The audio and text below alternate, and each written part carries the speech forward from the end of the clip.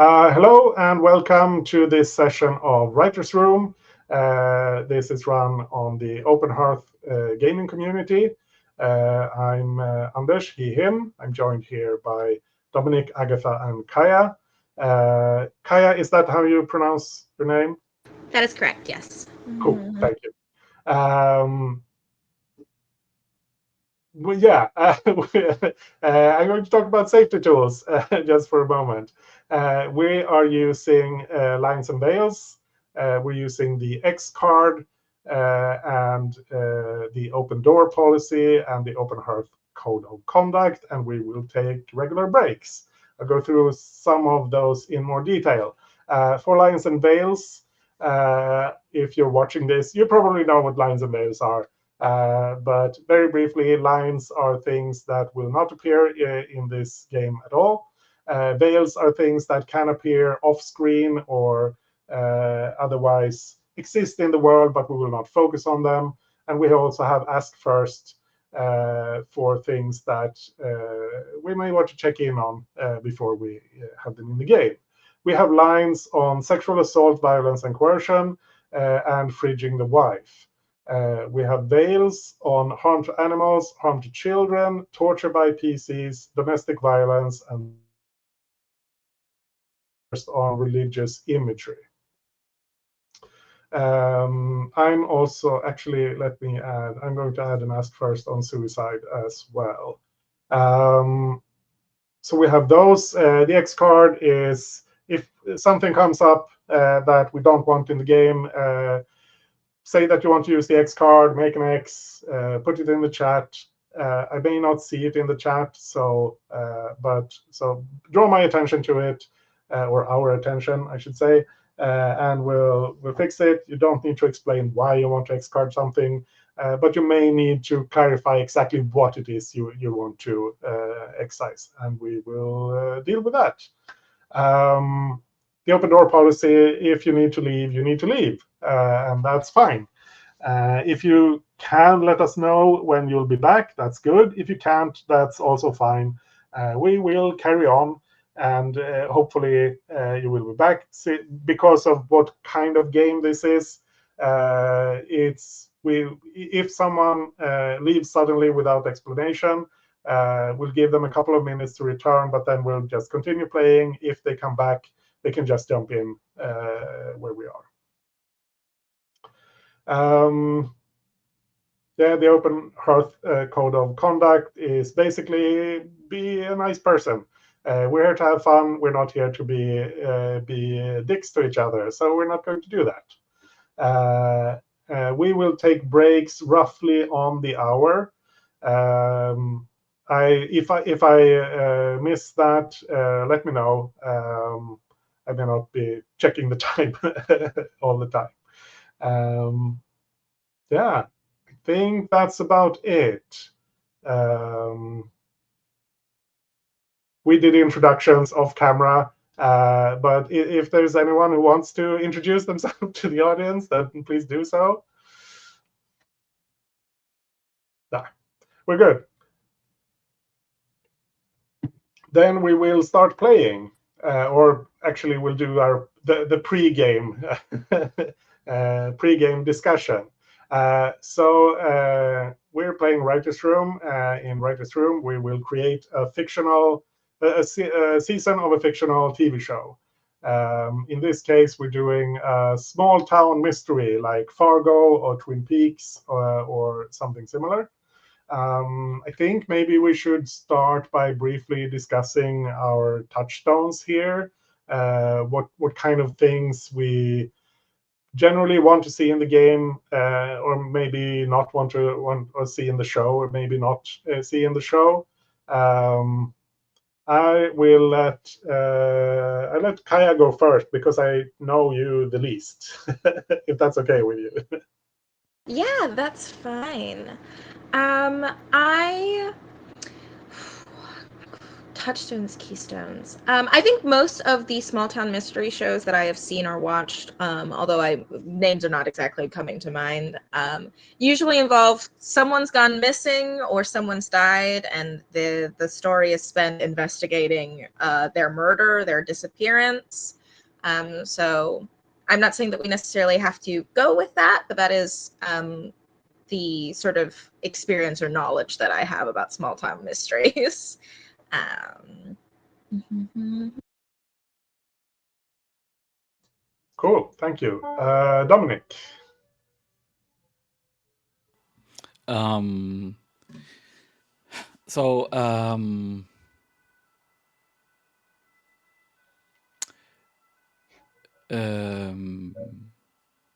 I think what I was looking forward to and what I would like to see is how to describe that. I think this. So I came in with like the Fargo TV show, but also Better Call Saul and stuff like that in my head.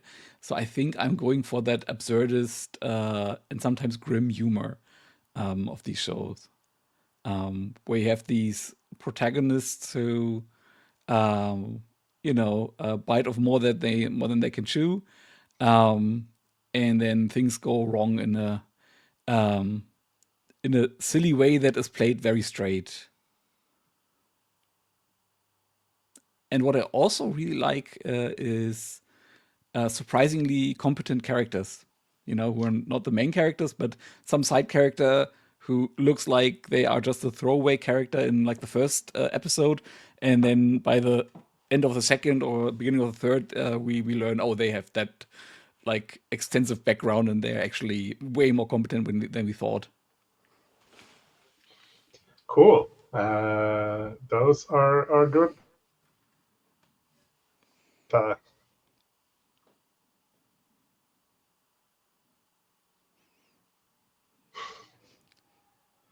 Oh no. You cut in and out for me sometimes, oh, Andish. sorry. Yeah, Just I so you know. see that sometimes my camera goes out. For me, it looks like so. I assume there's something with the internet. Yeah, Agatha, do you want to say something about touchstones? Sure, yeah. I've so I've never watched any of the the references in like all of those shows specifically. I tried watching Twin Peaks once, and then I got really stressed. Because I get stressed from watching things in general. So I Mhm. was just like, Perhaps not." But I feel like through cultural osmosis, I have like gained a lot of awareness. Like I watch people play video games that are inspired by Twin Peaks. And so I think I kind of get the vibe, at least like the visual vibe of like some kind of like yeah, small town in a very like wet seeming forest is like the vibe. And then there's like a lot of fog and mist, and then there's a lot of like very like mundane stuff, and then just like sudden violence, and like the shock of the crime feels more intense because of how, I don't know, just how everyone is just like everything else feels very mundane is kind of what I'm coming in with. I do consume a lot of mystery. I used to watch a lot of Japanese mystery shows, so that's kind of where I'm pulling some of my inspiration from in terms of this like focus on like detectives solving mysteries, and how there's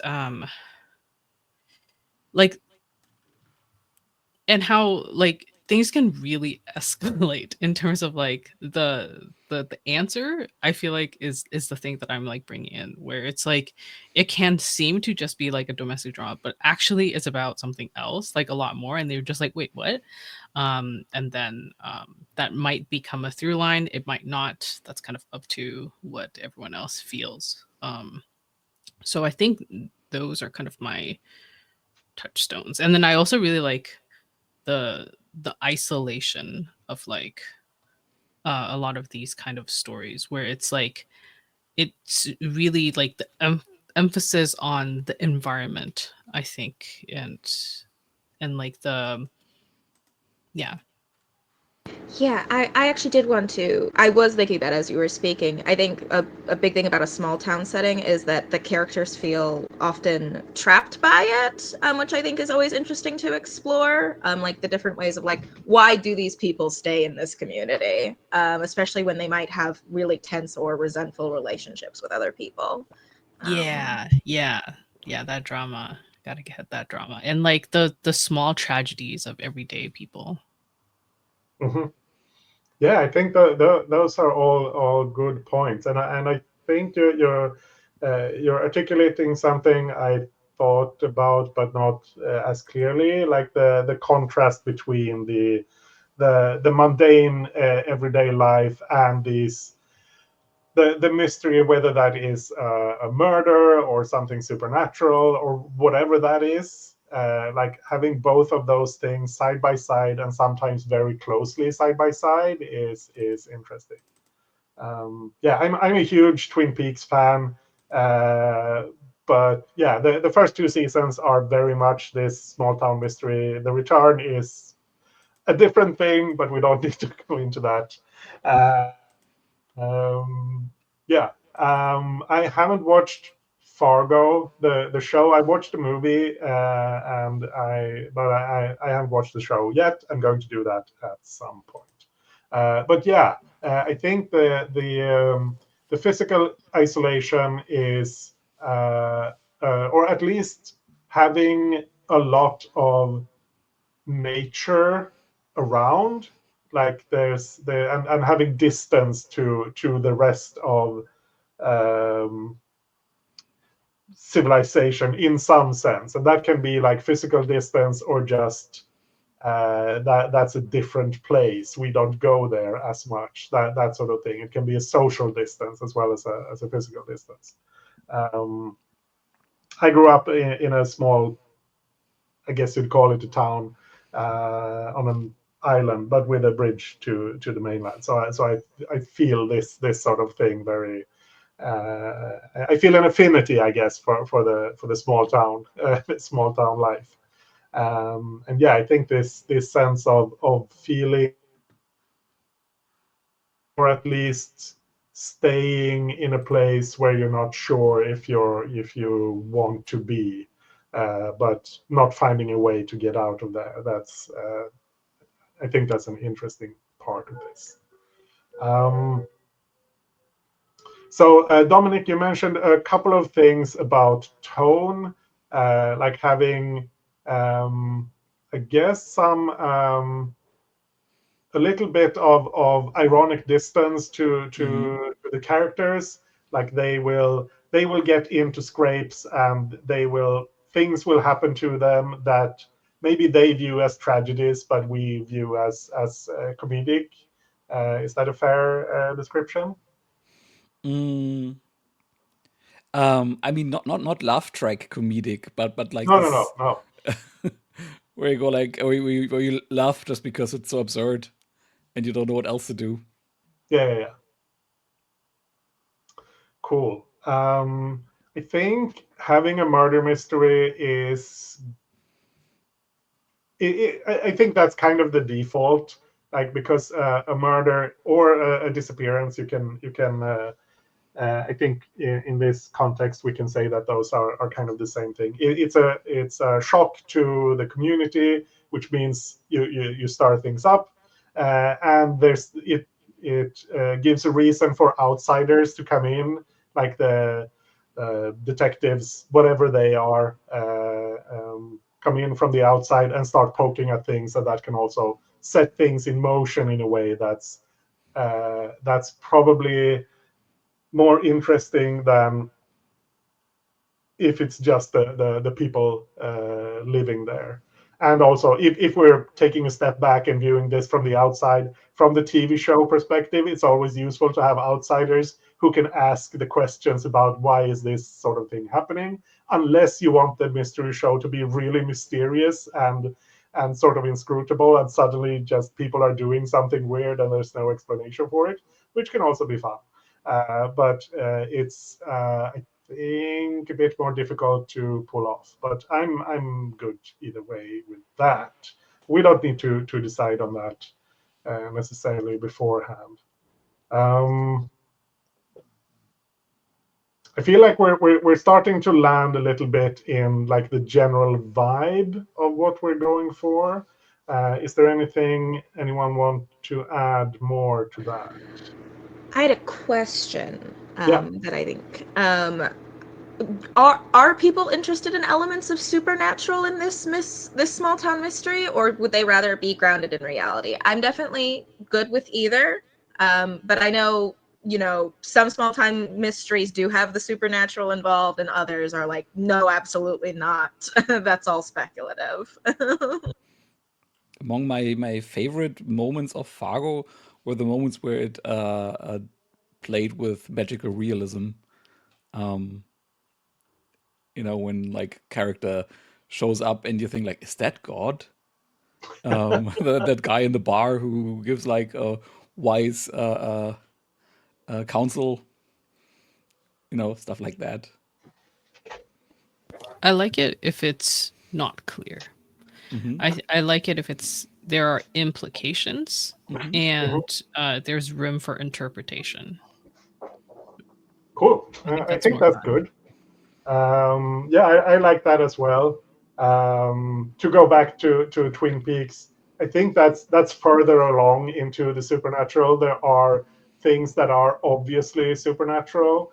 I think you could say at least definitely towards the later or even later, just in the first season. Um, but yeah, I think keeping things a bit ambiguous is good. Sounds great to me. Cool. Then I think we can start playing. Oh, I should mention a couple of things.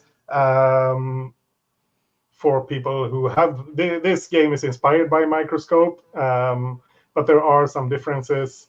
One of the differences is that here you are encouraged to poll the table instead of like being put.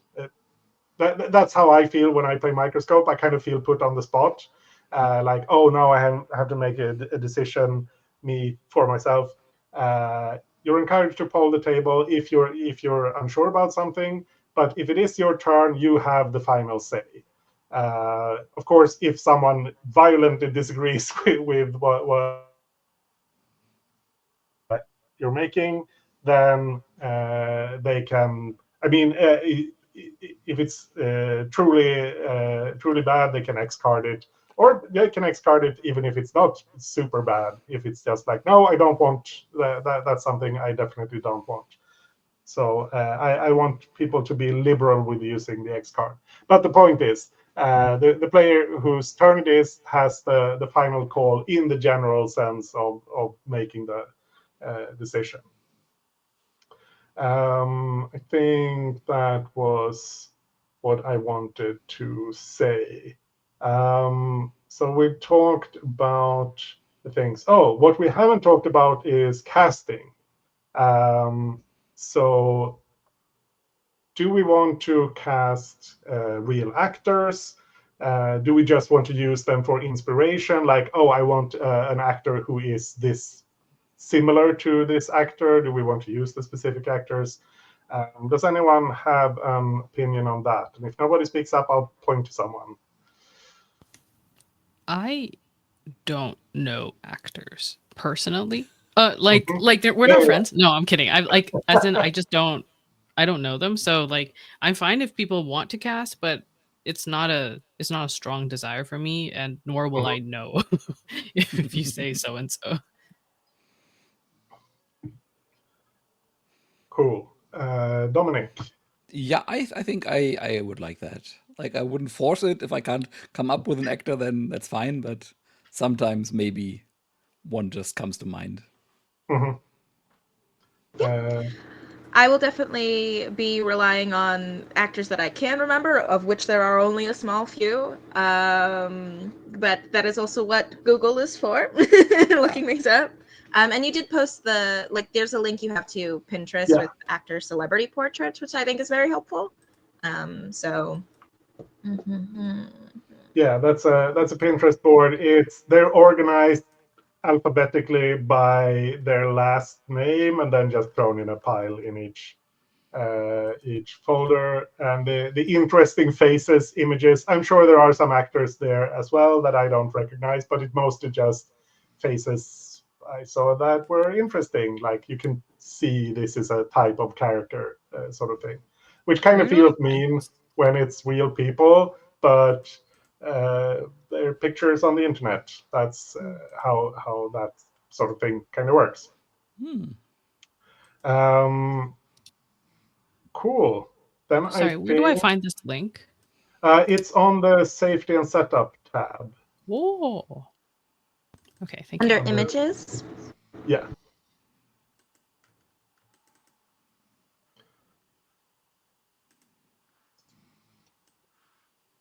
So I think we can start actually playing.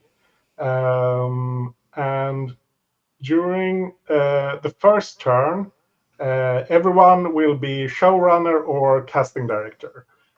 So we'll either work on the or add things to the series overview or to the cast. And just as a reminder, when it's your turn, you pick one of the roles, add one or two things to the area of your responsibility. When it's like longer text bits, like the elevator pitch for the showrunner, you can write the whole thing. You can add to it, or you can write part of it. You can add to it if you want to later. Just make sure that you're like respecting what's already there, what someone else has put in there. If you want to change something because you see that, oh, we kind of drifted away, this isn't really accurate anymore, ask the other players if they think, should we change this, that sort of thing. You can do that. So you do one or two things related to the area you picked. Does anyone want to go first? No, no one's volunteering. Then I will go first. How about you? You go Um, first, since it's your game.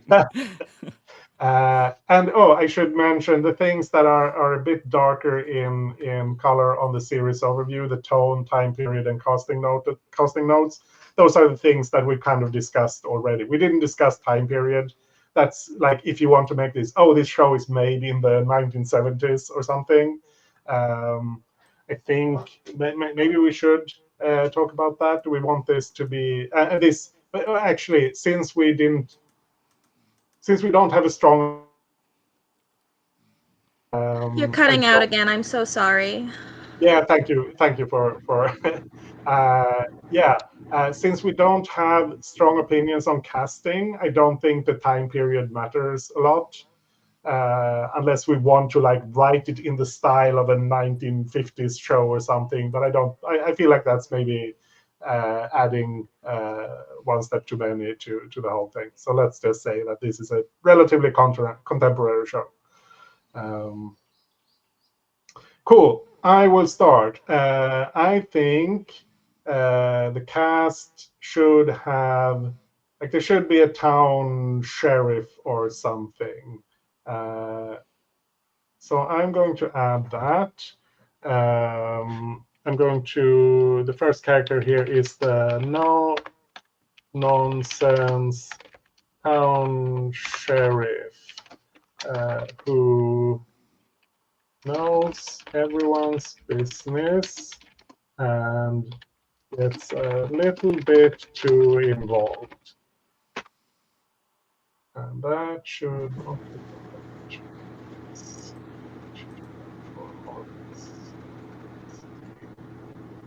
Cool. And I think.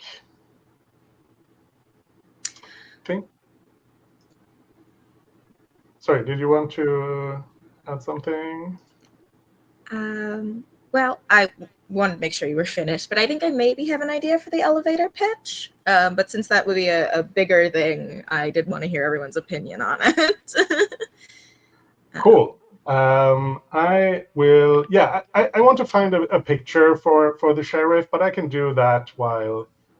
So Can I let's go to you. can I pitch a picture? Yeah, Because yeah, I'm absolutely. just seeing the picture of Will Arnett here, and that is so against the type. Like you would imagine like a portly guy with a like big gray mustache, and Will Arnett is this tall, lanky, kind of handsome guy with that really deep, booming voice who usually plays comedic roles. Um, Yeah, that's fun. Do you want to add the picture sure. to? Mhm. Cool. Yeah, let's pass the turn to Kaya. You had an idea for the elevator pitch. Yeah, let me write it down and then I'll read it. Hmm.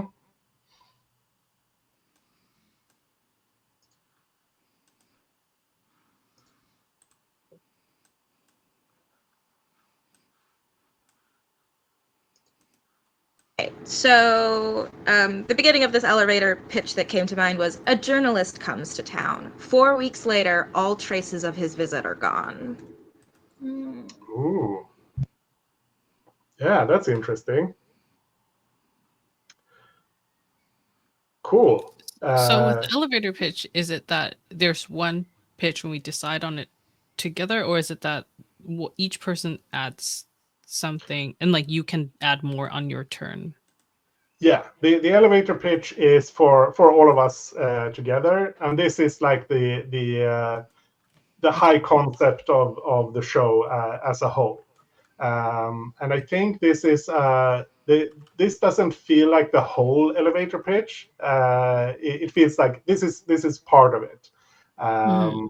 But it's definitely an interesting bit. So if you want to add to it, you can absolutely do that. Okay. I think it would be cool if a journalist comes to town. We can decide on what the journalist is investigating. Um, is it a prior disappearance of a Ooh. local person, Hmm. or is it a development initiative?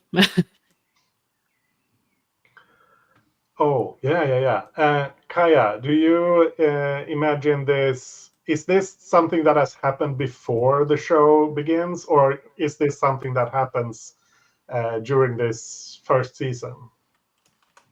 Ooh, a good question. I think it happens before, like the preamble in my mind. Hmm. But if people feel strongly about it happening a different way, I'm like I said, because it's part of the elevator pitch, I'm definitely like collaborative. I want to hear what everyone thinks. Cool. I Um, think what could be fun. Oh, no, no, unless no. Go ahead. I think what could be fun is if they disappear at the beginning, like maybe like in the cold open, that's where or something like that. But then or sorry, that's getting too detailed. But I think it would be fun if it was like interspersed with flashbacks throughout the episodes of like him, yes, his visit. So him investigating and talking to people. Hmm. So we're imagining. I think I was gone there for a moment. Yes, yes, you're back. uh, yeah, my image cuts out, so now I at least know that you Mhm. can't hear me while that happens. But uh, for me, you only cut out for like a second or two. It's really not oh, that bad. yeah, It might it's be an across the ocean thing. Ah, okay. yeah, It's worse yeah, for it you could be. guys? Mm, Yeah, it's more for us. okay. So we imagine this is the town sheriff investigating. Like an outsider has come in and disappeared, and the sheriff is investigating the disappearance, and this sort of stirs up things in the town. Is that kind of that feels like the idea, right? Just so I'm understanding what yeah, cool. Yeah, that sounds great. Wait, sorry. I think I missed the part where what is the journalist investigating? we We didn't did, decide. We haven't decided Um, yet. Yeah, I just dropped in a little bit of an investigating blank because we didn't pick. So. And we can come up with that later. Oh, We don't need to decide that right now. I mean, we can start working on scenes and that sort of thing, and realize that obviously this is what they were investigating. Cool. Agatha, did you want to add something more to the series overview, or do you want to pass the turn to Dominic?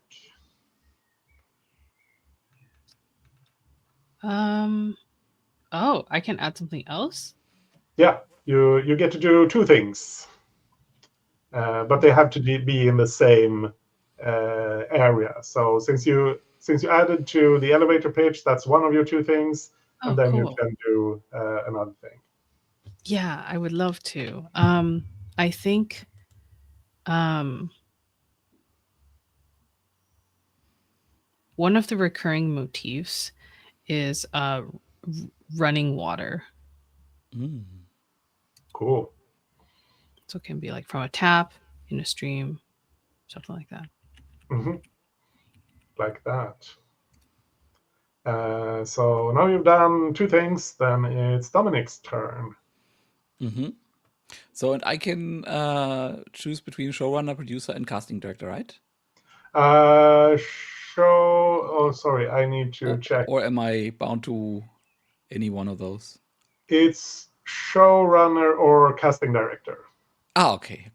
For just the first round, I believe. Yeah, for right? just for the first round. So from next round, you can do whatever you want.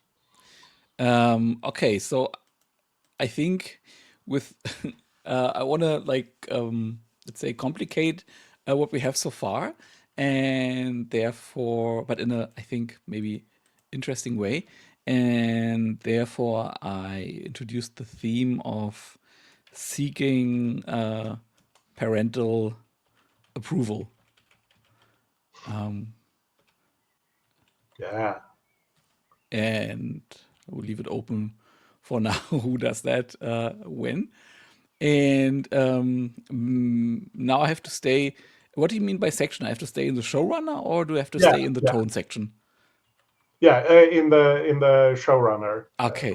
If you start doing a green thing, the second thing you do, if you do a second thing, also has to be green. That's just Then I'll go with the title sequence, and I say slow jazz music, and how do you pronounce it in English?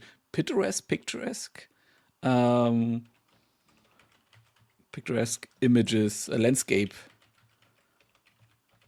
So I imagine the camera is panning over, the pine trees and the wet highway that snakes through the mountains, and then there's like this slow, very, very elegant jazz music under it with like heavy basses and maybe like trombone or trumpet or some horn thingy. Yeah, cool. And that's maybe always after a cold opening. Yeah. Cool. Then it's my turn, and now I can do anything. I think. Let's see. I think in the first episode, in the second scene, I want to have something happen. The sheriff knocks on someone's door. Let's see.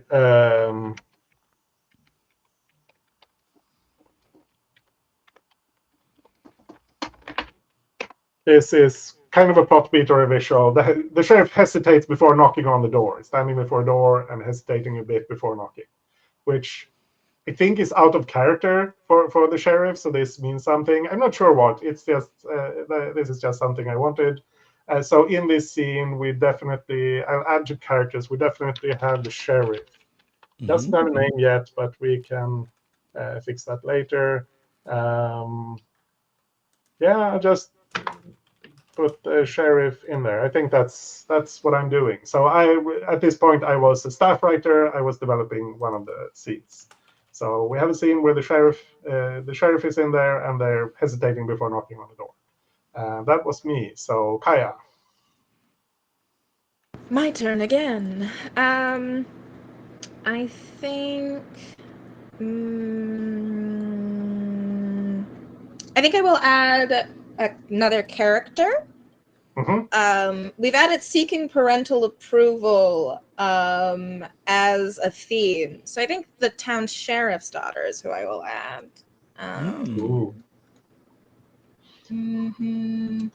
Town sheriff's daughter, who I think is trying to help him on the case, might have been friends with the journalist. But he's might be reluctant to get his own child involved.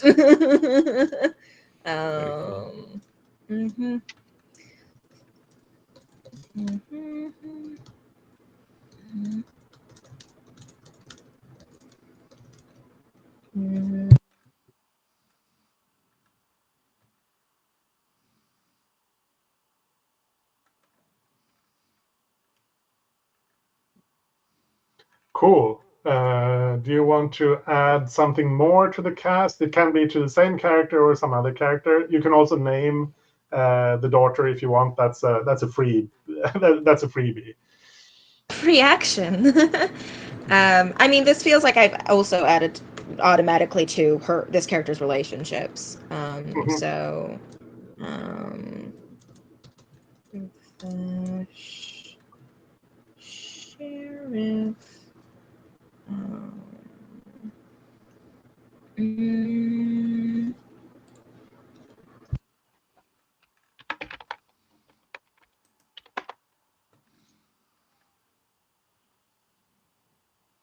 Are there examples of core drives or? There are some examples in the rules, but I think I went into it maybe a bit too deep. I don't know. But there's, I think that the two simplest ways to figure out a core drive is either dramatic poles, when you have two things you're choosing between, two drives pulling you in different directions, kind of two opposite things. And for the sheriff's daughter, without thinking about exactly what kind of person she is, it could be like being a loyal daughter and being her own person. Like those could be opposite drives, and like resolving that means choosing one or the other. That's one thing. The other is wants and needs, where the character wants one thing, that's their conscious drive and desire, but what they actually need is something different. So this could be that she wants her father's approval, but actually she needs to be her own person. That could be a wants and needs description. But and I'm not saying this has to be the thing for her, but No. I think that's what's the word? I think that is a great explanation of what I was asking, and also a great suggestion for the character. I like I've written down independence versus obedience, although I haven't spelled obedience right. So obedience. Oh, there we go. Which I think means I am done with my turn, and I pass it. Cool. Then I think it's Agatha.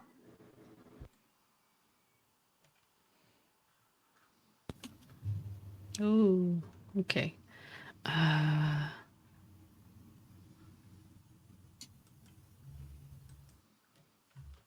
I feel like I need to create to the journalist. Yeah.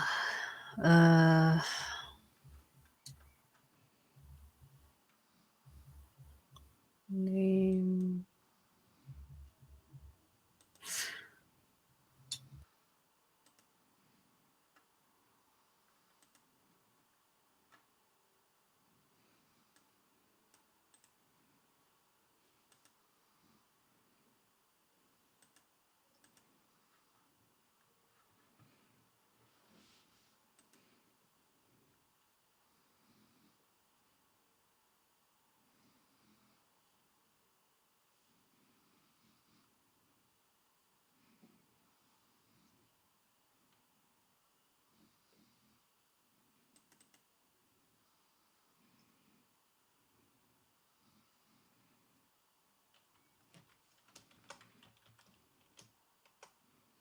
Okay. Is it?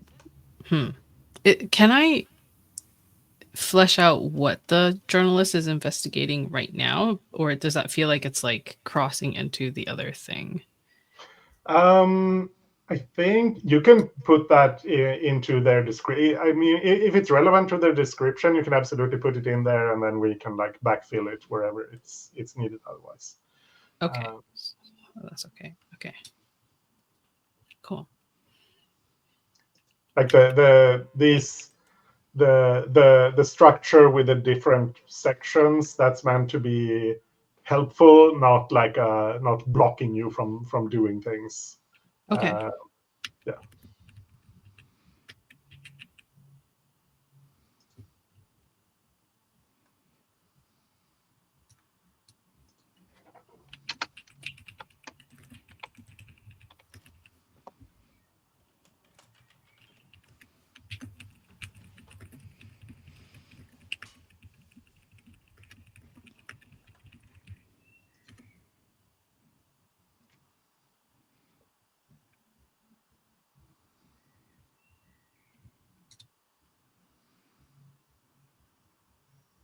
So the description that I've put is the recently arrived journalist investigating the disappearance of a local teacher from 10 years ago, currently missing at the beginning of the season. Cool.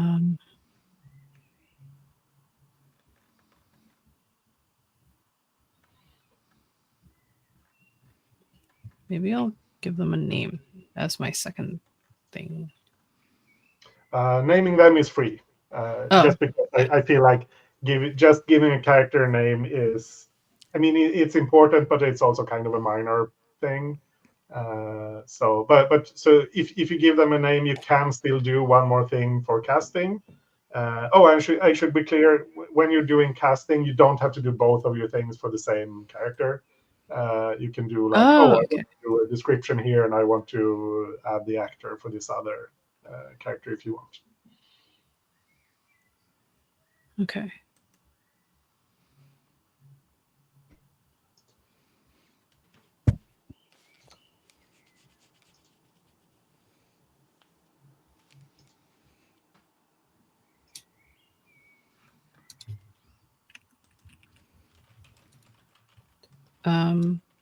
I will add a relationship for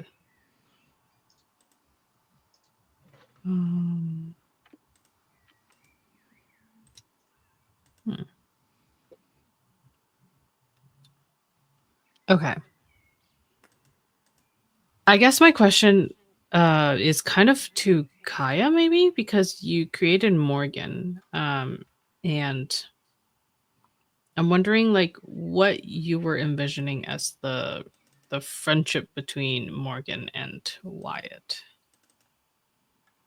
Specifically, I'm talking about like their ages. That's like how true. old did you? Yeah. I didn't really have a proper preference. I imagined as young adults, I suppose. Probably in earlier Both of them? mid-20s. Yeah. But it Okay. could be something else. That's fine. Then I will not add the relationship that I was thinking about. I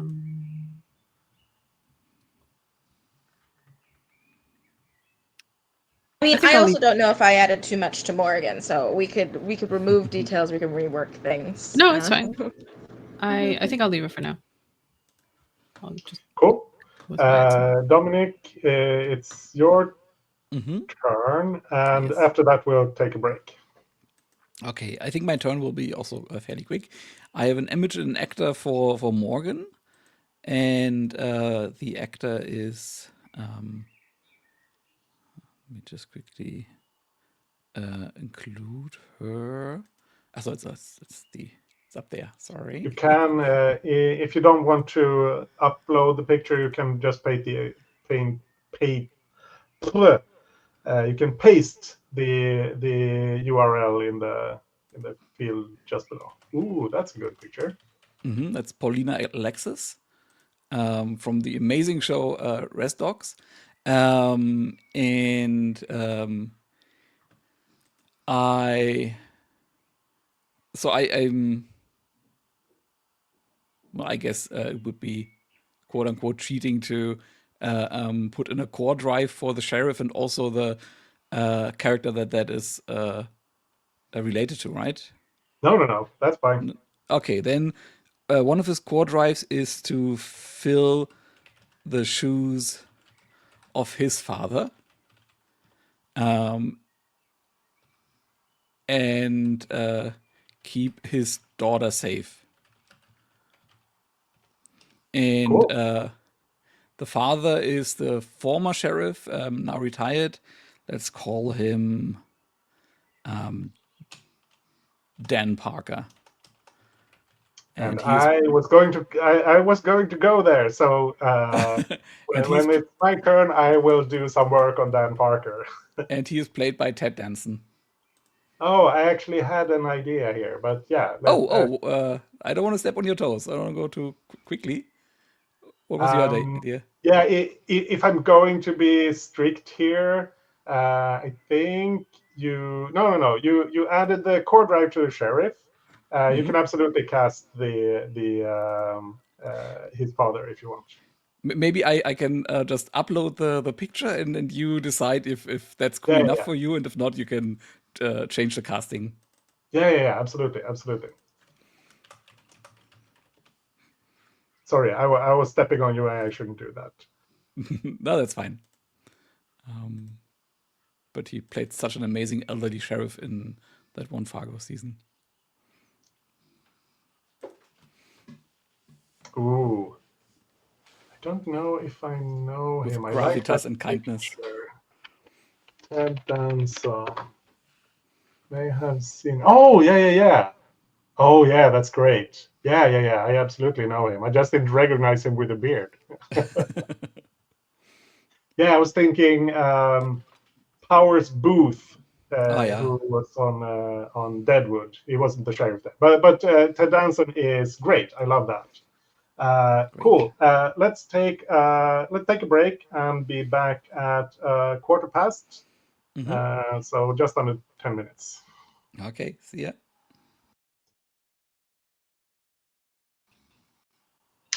Yeah, here we go. So I thought a bit about Dan Parker's core drive here, and I think he wants to, yeah,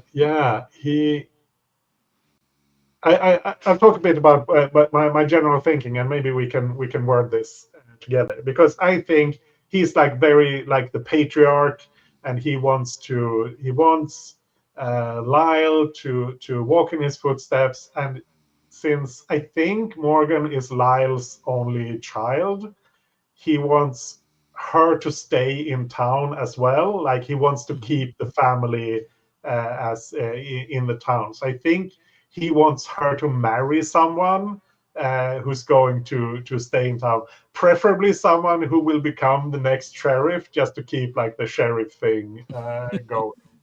Um, he's a terrible person, but or at least he has this sort of thing that he wants, and which is not respecting her autonomy. But he's not that guy.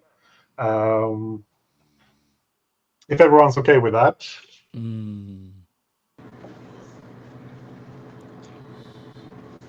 Yeah, I I mean, think he's being betrayed as a negative force. So I think that's good. Although, Dominic, what were yeah. you going to Yeah. say? I was just saying, in the spirit of a microscope, yeah, it's your choice.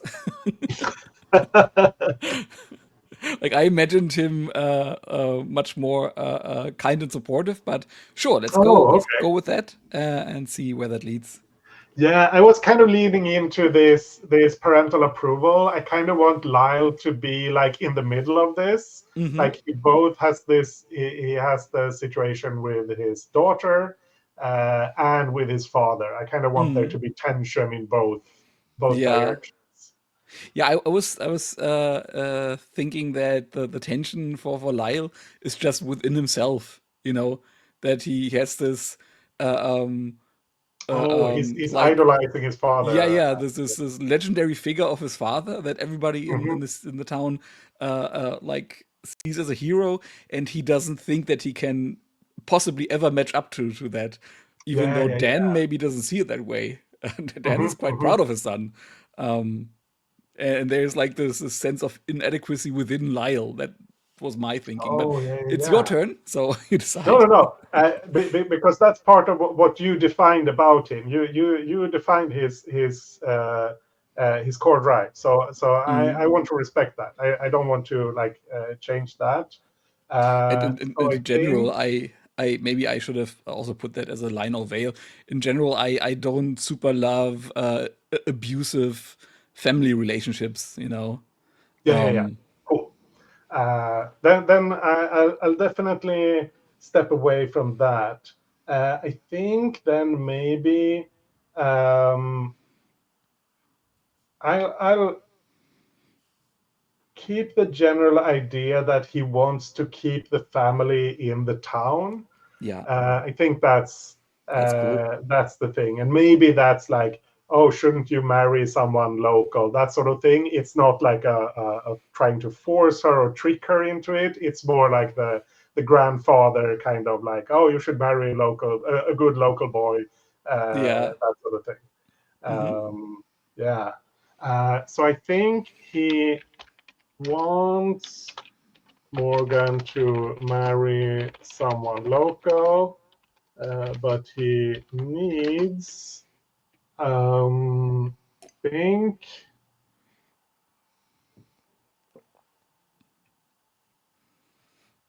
think what would be like the not opposite of that, but this is what he thinks. He thinks what will make him happy is keeping Morgan uh, living here by encouraging her to marry someone. But what would actually make him happy is to think going with the supporting thing, um, to and maybe this is more directed towards both Lyle and Morgan. He needs to let Lyle and Morgan know that he is proud of them. I think that's Mm. kind of like he's a bit, yeah, he is proud of them, but he's not good at expressing it. So they don't really understand it, and that's, but if he would do that, then their relationship would become better, and that's sort of what would make him Hmm. whole or something. Um, yeah. So let's see. I'll add some to put into some of his description. Some of the things we've already talked about. Um former former sheriff. Um, and I think former sheriff. Most townspeople look up to him and compare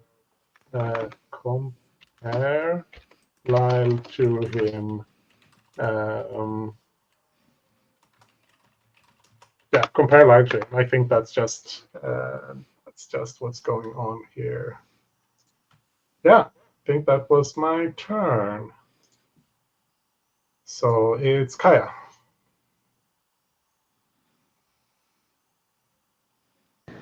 Hmm. There's so many choices. um, I do think I am tempted. So I think we do have a line on fridging the wife. Yeah. So in my opinion, I think that means that the wife does have to be a character, Hmm. and Absolutely. that um, we ensure to respect the agency of. And so I'm like, part of me is like, do I make the wife right now Or should we add some more detail to scenes or episodes? So I'm a little torn. And if someone would like to go before me, I think that would probably be helpful. Like if Agatha, you want to go first, and then we'll come back to me. You're muted.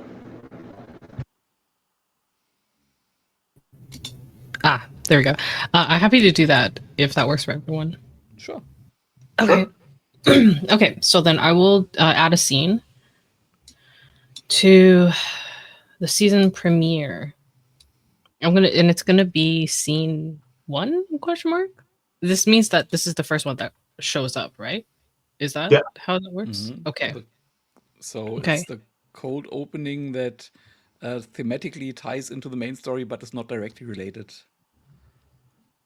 Like I said, the cold open, if it's a fairly short cold open, that can be like part. You can write it into the first scene, like structurally, even if it's really its own scene. The 3 scenes is just to have some like beginning, middle, Okay. end for the main Okay. arc Mhm. of the episode. It's not intended to be like strictly Like this is scenes. exactly one scene in a Okay. screenwriting sense. So a cold open, you can just put it at the start of the first scene. Maybe this is something we could do this. Yeah, let's do this. Since Dominik, you wanted to have a cold open for every Yeah. episode. But I didn't see that there's only 3 scenes. I find the beginning, middle, end structure very convincing. So we can just keep that. Cool. Just didn't Otherwise, we haven't can seen it. just add another scene to every episode. That's like the cold open. If you want to do that, Nah. that's We can just put that in whenever we think of one. cool. Yeah. Then the scene 1 is the first scene. To answer Okay. Agatha's question. Yeah. I think it is Morgan on the phone with someone, and then like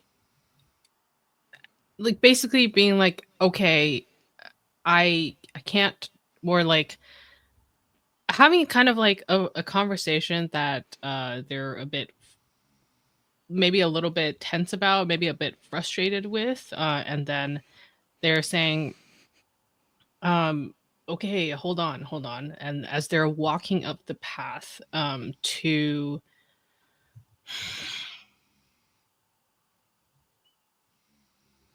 let's just say a shack. Yeah. Walking up to a shack, and then is that what I do, or is that too Um, like too many things?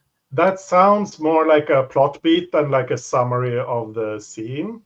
Yeah, I'll add it as a plot beat then. Okay, Yeah. so it's Morgan then gets to the door and then realizes that the door is ajar, and they say, wait, can I say what they say? Is that Absolutely. okay? And they say, okay, hold on, I'll call you back. And then pushes open the door, and we see I think we see just like a shot of the floor, and there are specks of blood. Cool. That sounds like a couple of plot beats, like Morgan on the phone walking to the shack, and then Morgan opening the door to the shack and seeing specks of blood, and and you can add the line of dialogue wherever you want in all of that. So that sounds like two plot beats. Do you want that to be like is this the very first thing we see? Or is this like somewhere in the middle of the scene? What do you think? I'm not too fussed either way. I'll just put those in, and then if people have things you want to put before that or after that, that's fine with me. Cool. Kaya, do you feel like you have an idea of what you want to do now? Yeah. I'll also add to the scenes. I think I'm going to add a plot detail onto episode 2, scene 3. Imagining this at the very end of the episode. I think the journalist's camera is found washed up on the lake.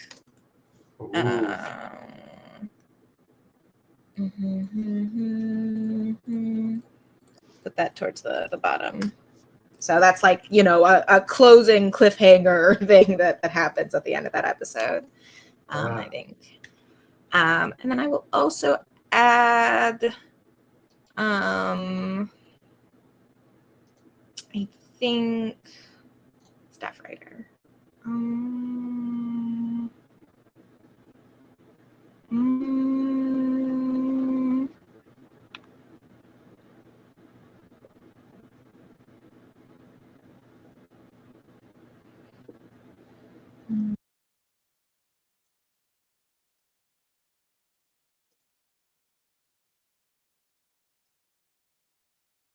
I have a lot of ideas. It's taking me a while to decide what to add next.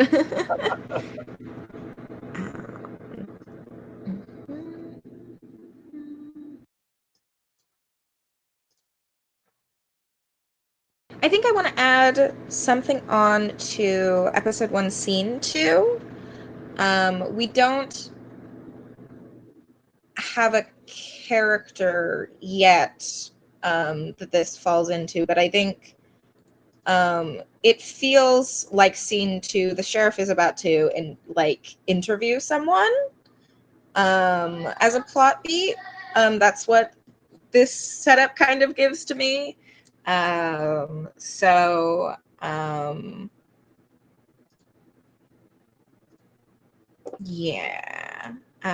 Plot beat. An interview. I think also with whoever this interview that the sheriff is doing this with, I think it gets cut short. Like this person wants the sheriff to leave.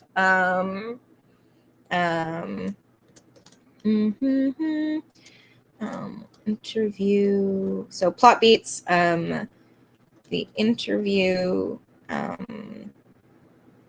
/ investigation gets cut short. Sheriff is thrown out the house, is asked to leave. Thrown out of the house is aggressive, but that's the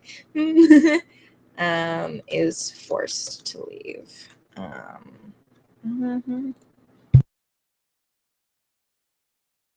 Yeah, and I think that's end of my turn. Cool, thank you. Dominik. Yep. Resuming my duties as casting director, I have a casting choice for Wyatt, and that is because I was thinking that we have way too many male presenting characters so far. Wyatt is played by Roberta Colindres, and she, yeah, I don't need to think of anything more that I don't have in my head, but I want Wyatt to be female presenting, and also I have an idea on who, let's call her maybe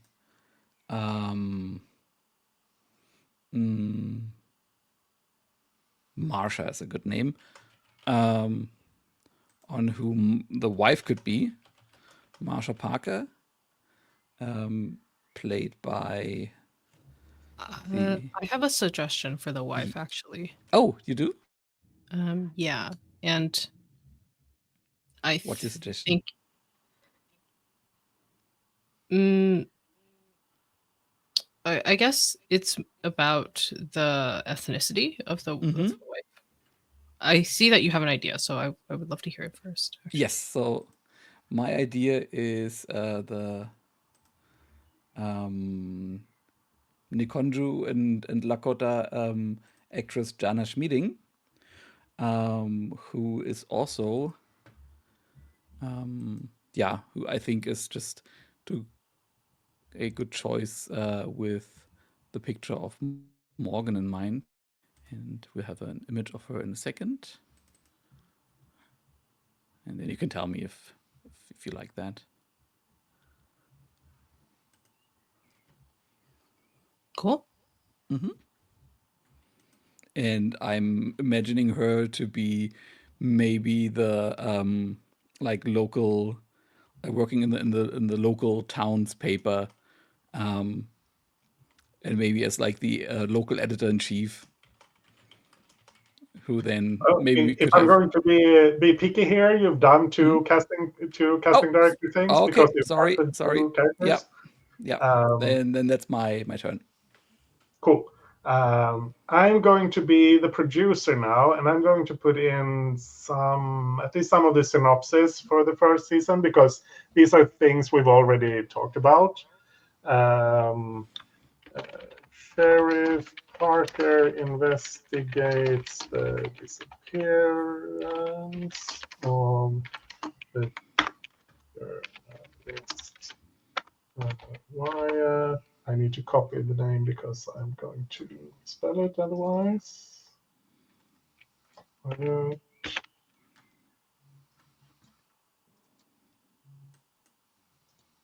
Not going to get the diacritics right. White Vasquez, which stirs up old conflicts. Stirs up old conflicts. I think that's what it is. I think.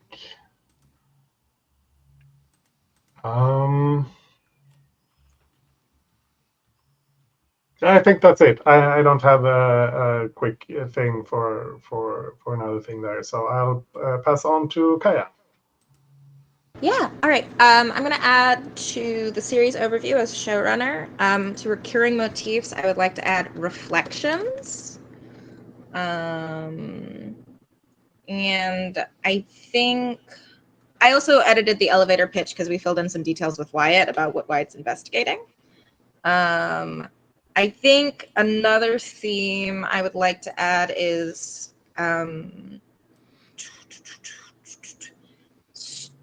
struggling to let go of the past.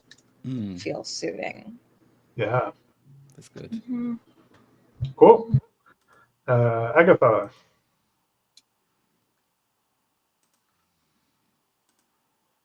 you are muted. No. Okay. I have a question. Is it possible for me to adjust the name of a character that has previously been established? Sure. You should discuss it with the person who named them. Okay. Yeah. Dominik. I'm thinking of Marcia as the ex-wife Okay. of Sure. of Lyle. Oh, so different last name. Sure. Yeah. Go ahead. But it can be one of those where it's like a dash as well. Yeah, I don't have any strong opinions on the name. Yeah, I'm fine. Okay. Do what you feel like. Okay. Sweet.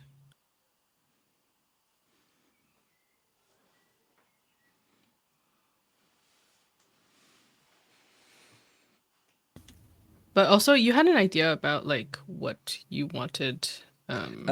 Yeah, the only thing that I wanted to put in is like I don't know the show that this image is from, but it gives me a bit like I don't know, like office assistant, but I want her to be maybe the surprisingly competent character. So maybe she is like the editor in chief of the local paper, and is a successful, capable person in her own right. Sure. And Yeah. maybe also can be maybe foil or partner to Wyatt in some way. She can be the local mayor. Yeah, that's also I good. was thinking mayor earlier too, actually. Yeah, absolutely. Okay.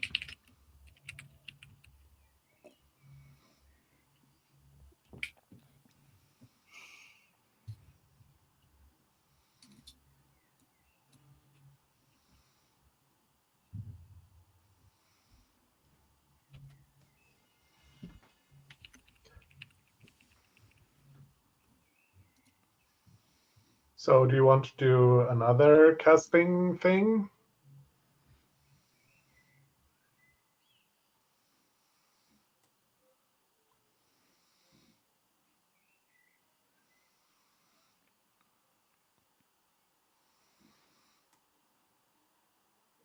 I think you might have muted yourself again.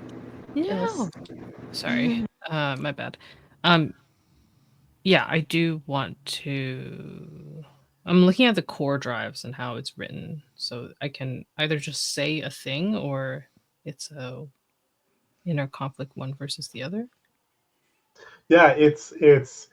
I mean, I you don't need to be. It doesn't need to be written in any specific way. In the rules, I put down like examples of how you can find a character's core drive. But if you have an idea for the important thing is that this is what's driving them or their inner conflict, that sort of thing.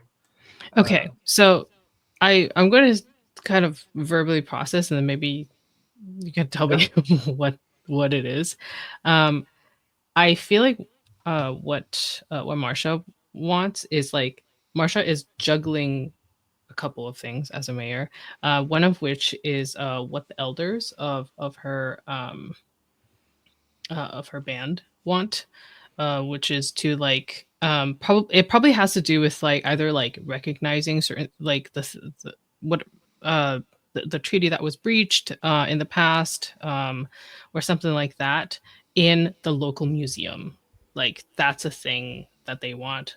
And then the other thing that she really wants is to retain the youth. This is so yeah, like she wants to retain the youth of the town because everyone keeps moving out.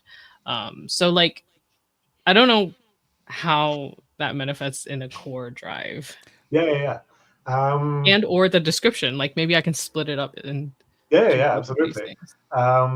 Like if this is her, it seems like what she's trying to do is both keep the town alive by keeping the making it attractive for young people to stay there, and reconcile the past, like reconcile past transgressions, if that makes sense.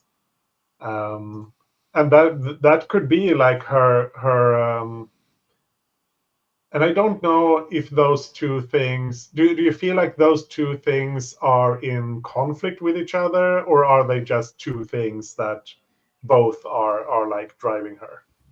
I feel like they're not necessarily in conflict. It's just that they are competing for. I guess they are in conflict, and that they're competing for her time and energy, Yeah, because yeah, they're yeah. both kind of pressing. And the thing that I want to highlight is the fact that it's like the elders who are kind Oh, of yeah, like yeah. really leaning on her Hmm. to or like applying pressure to her, and that's something that she really wants to honor. Hmm. Cool. That's cool. So that feels like a conflict between like her heritage and her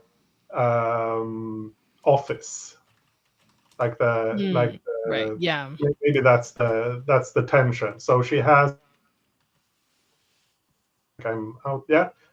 If you wanted to write this as like her dramatic pose, then it would be um, loyal member, or loyalty towards her elders versus um,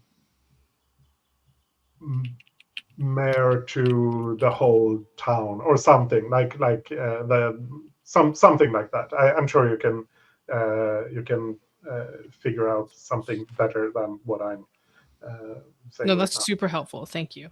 Yes.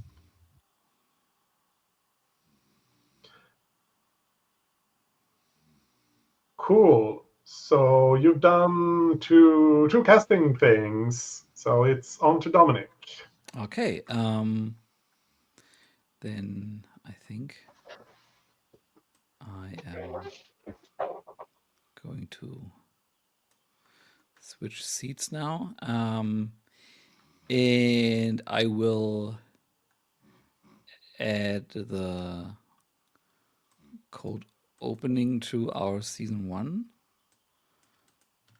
Let's just quickly move the 2 that we already have 1 down. Cold opening is I'm having like horn music in my head, and a shot of a wildcat in the forest.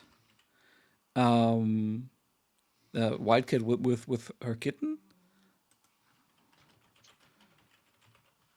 Kitten in the forest.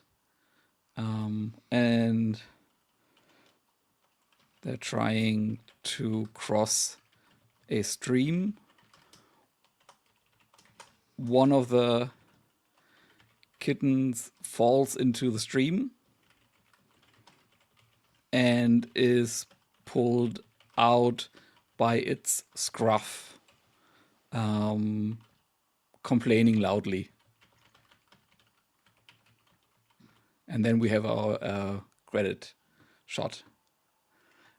And then I will add another beat to the sheriff hesitates before knocking on the door.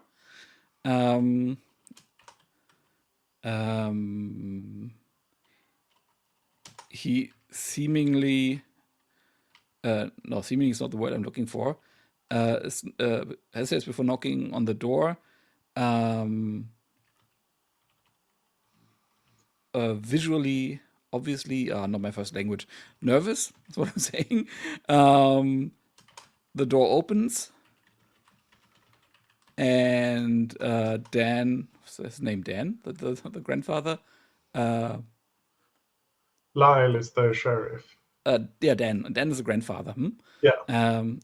Dan opens, leans in the door frame, and welcomes him with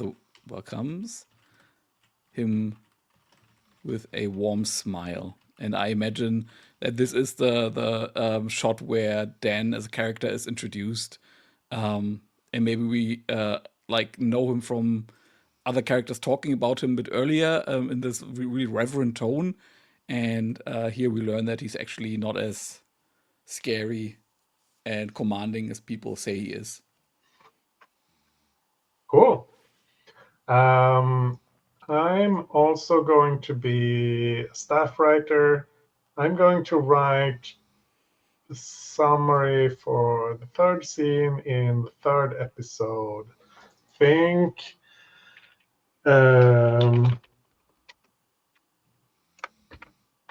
Lyle investigates the shack and has an inexplicable experience, or maybe inexplicable is has a strange experience. Yeah, because we wanted to keep the supernatural things ambiguous. So, but I think, and one of the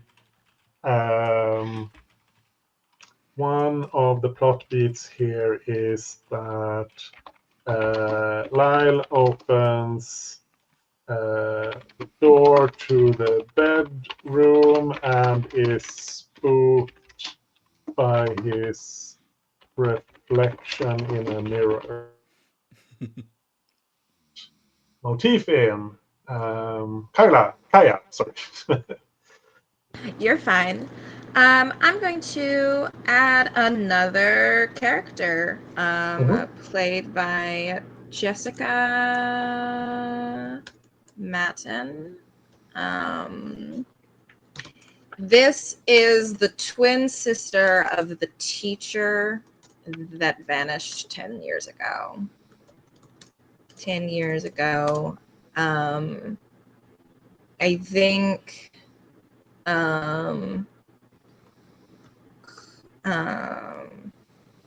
who has, I think, what's the word I'm looking for?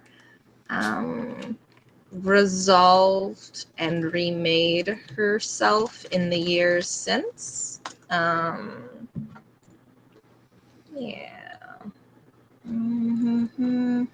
She might. Yeah. Sorry, I'm trying to think of what job she might hold. Not entirely certain just yet, but I do have an image. If it would download. You can just put the URL in the space just below the image. Oh yes, you're right. Will it work? Should display. Let's see.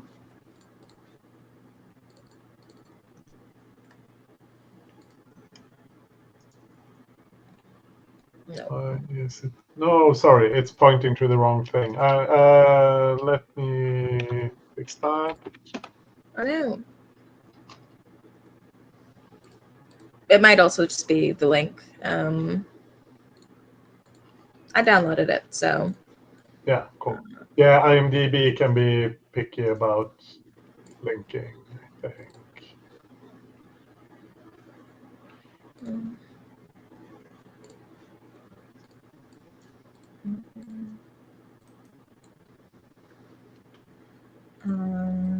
And although I can add a name to this, that's a free one. I think that is the end of my turn because I acted and descriptioned. Cool, Agatha.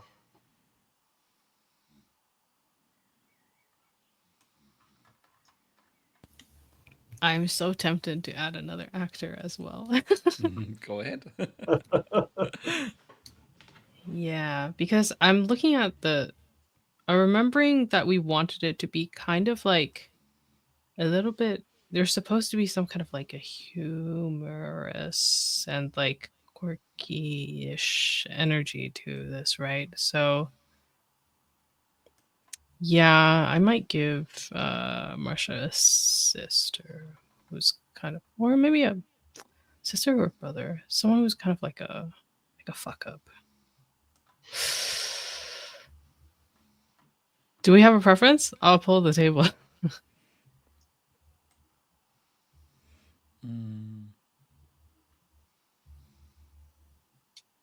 Not really. If we want to go by like gender equality, then or parity, then maybe a brother, but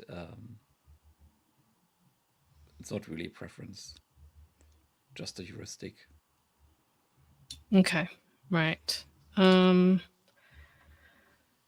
Okay, yeah. Then it would. Yeah. Okay.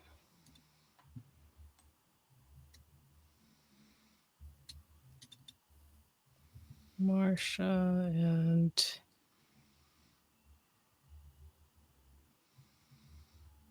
Sam. Sam running horse.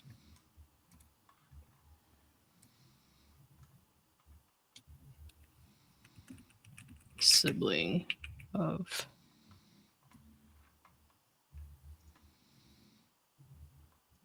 Marsha.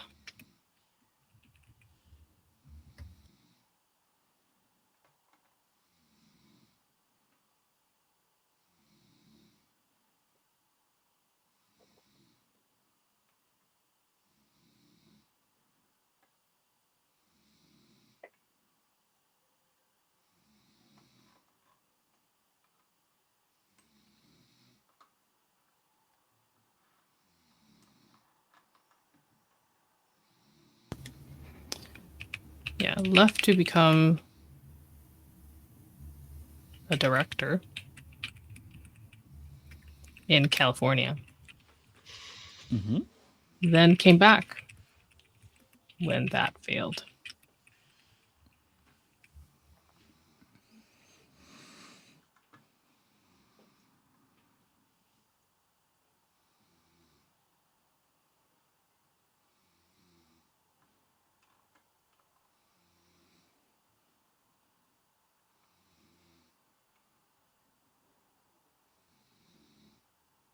Okay, cool. Been finding themselves for 10 years now.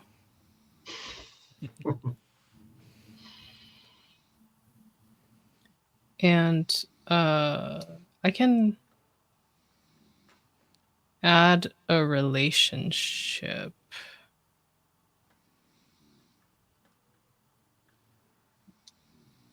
I think Sam is Yasmin's confidant.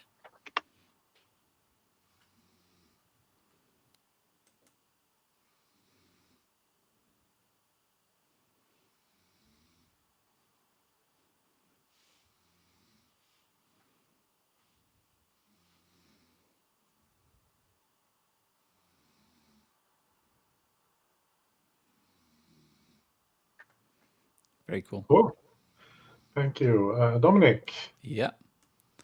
So I am going to add a shot to the first scene.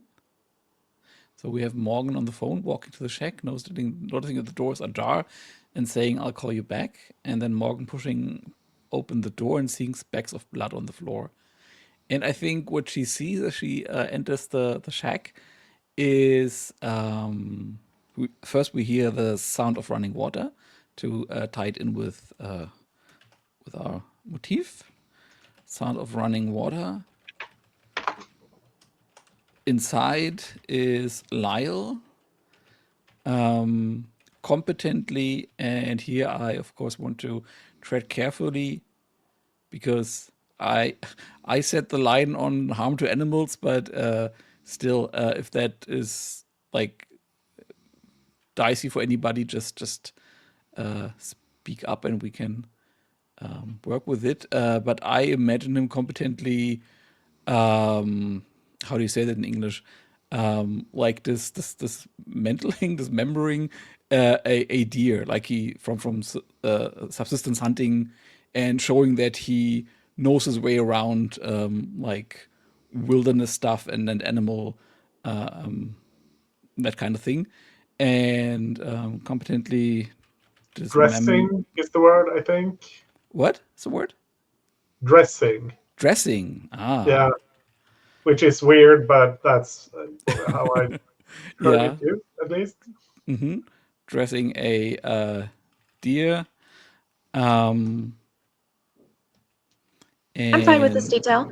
Yeah, good. Smiles at Morgan, and I don't know where we go from there with that scene. But what I wanted to achieve with it is to like we have this opening with Morgan, so we know that she is kind of the central character. And then we introduce Lyle, and we have this kind of I don't know, like if somebody else who feels more inspired can then build from there to characterize their relationship. And then I don't have a super strong idea on what my second one would be. If somebody else is just itching to add another beat, I would relinquish this second spot. You can just do. You don't have to do two things. If you just, Yeah. you can just do one thing and pass your turn if you want. Mm-hmm. Yeah, then that's what I'll do. Cool. We're on the hour, so we'll take another break. Is 5 minutes enough? Cool. Then we'll be back at in 5 minutes. Mm-hmm. And we're back, and it's my turn. I think we want to scene where Marsha has a meeting with the elders.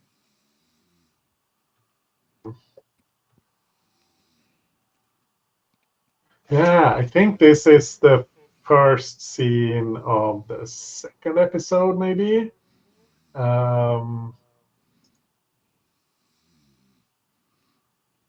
maybe, yeah, I'll put in a summary there. Marcia has a meeting with the elders who pressure her about returning, because we talked about the museum, right? About arranging for the return of some important items from the museum. Does that fit with, I think, Agatha, you were the one who talked about this before?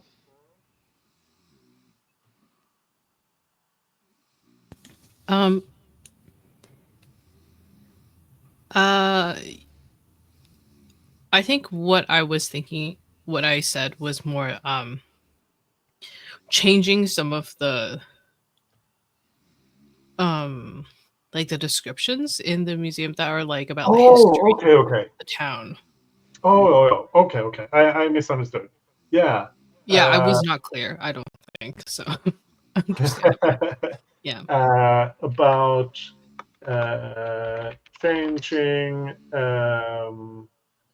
some changing some of the descriptions on the signs in the museum. Yeah. And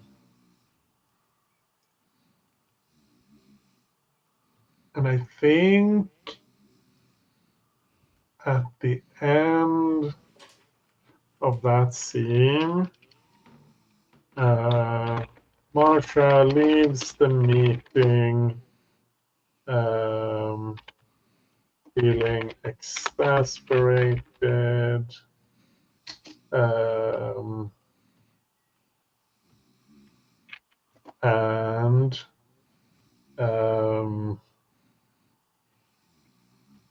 oh, I did. She leaves feeling exasperated. I think that's just the thing. Cool, Kaya, who is muted. Wow! I'm here. I'm going to drop into being a staff writer.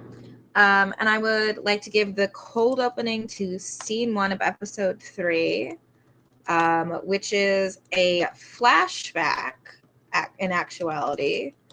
I think we see from the window the shadows of 2 people from the window of the shack.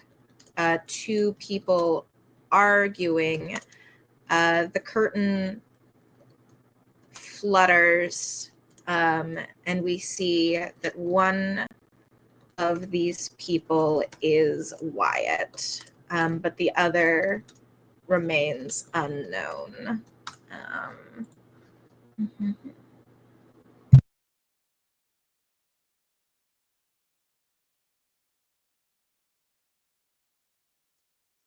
Cool.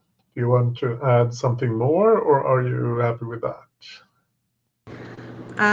I think I will. I will add another detail, I think, to scene 3 of the same episode, which I think Lyle find another plot beat is Lyle finds another item of Wyatt's hidden within the house. Oh yeah. Lyle finds finds one of Wyatt's items hidden beneath the floorboards. Yeah. Love that. Agatha.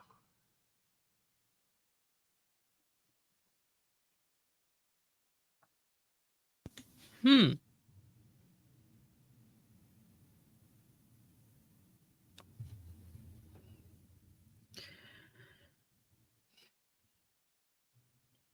might edit that actually, but Yeah. you were gonna say Agatha. I really want to establish at the end of episode 1 that Wyatt is missing, but I don't know how to do that.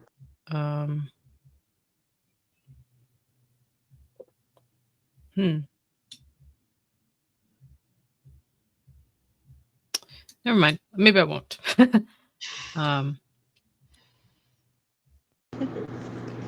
I think I have my edit that I want to make to what I said actually.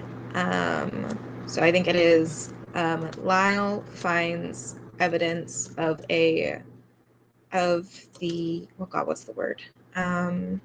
So Lyle finds evidence that more than him, Morgan, and Wyatt have been here. Yeah, I think that's the way to phrase it.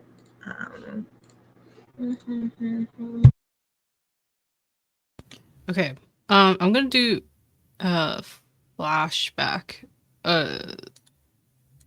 in scene 2 of episode 2.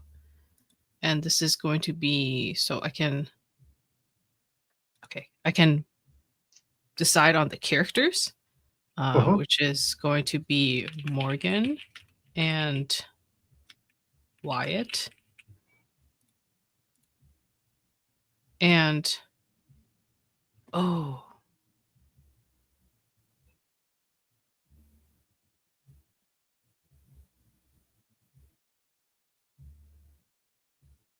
the line, "You don't understand. There are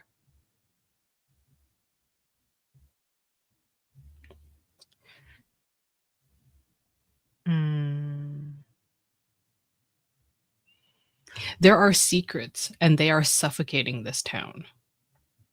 Ooh, that's good. Is that Morgan saying that? I haven't decided. Yeah, cool. Whether it's Morgan or Wyatt who says it. Yeah, it I now can see seems it, like but it now seems like Morgan is like kind of like a main character based on I think what Dominik said before. Dominik, I hope your camera troubles are okay. Your screen Dominik is looks frozen to me. Yeah, you're frozen. And then you turn off your camera and I see that it's turned off, but then when you turn it back on, it's just you frozen again. For me. Yeah, same.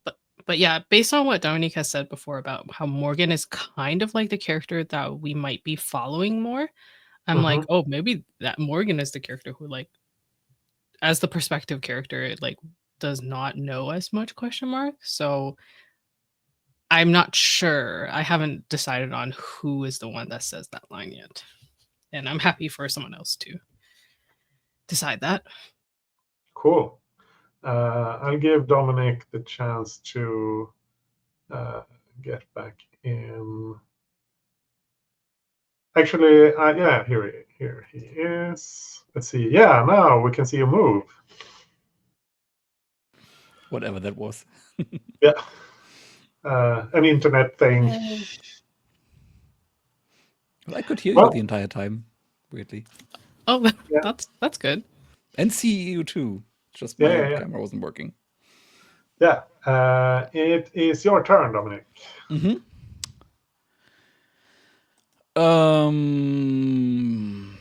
So I would like to, and maybe you can help me like get there. So this scene that I just described last time, which is like, very at the beginning, I would like that to have a mirror scene later in the season. So in episode 4 or 5, where maybe Lyle, but maybe it's also Morgan, is also shown like with her hands in blood, looking very competent and looking up at somebody who's coming closer. And that scene is maybe supposed to show her growth into herself. But I don't quite know where to place that scene yet. Mm, You can put it somewhere and we can move it later if yeah. it doesn't fit where you first put it. Then maybe I'll put it at the end of of episode 4, and I'll say Morgan with her hands in blood, doing something very competently, looking up in recognition at somebody. Maybe she is cracking the case or something. And then maybe to set that up, maybe we have a scene earlier where where Dan is urging her to follow her instincts. Maybe she. So we. Oh no, it's not Lyle who's disappearing. It's Wyatt. Are their names too similar? Should I change? They're quite similar, but they're also quite cool. Both. I wouldn't change them.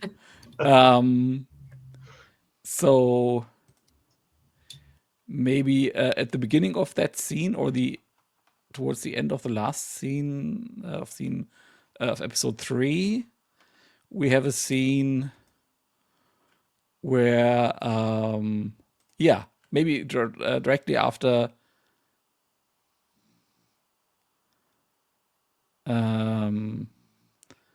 I find this image of him being spooked by the reflection in a mirror very evocative. And we haven't established yet what he's spooked by, but I imagine he's spooked by the way he looks. And then maybe the second to last scene in that episode is that Wyatt forbids Morgan to go after something, not clear yet what. She sneaks out. Nee, wait, no. Ja, doch. Let's do that. Forbids, forgets. Wyatt or Lyle? Her father or her friend? Oh, sorry, no, Lyle. Just clarifying.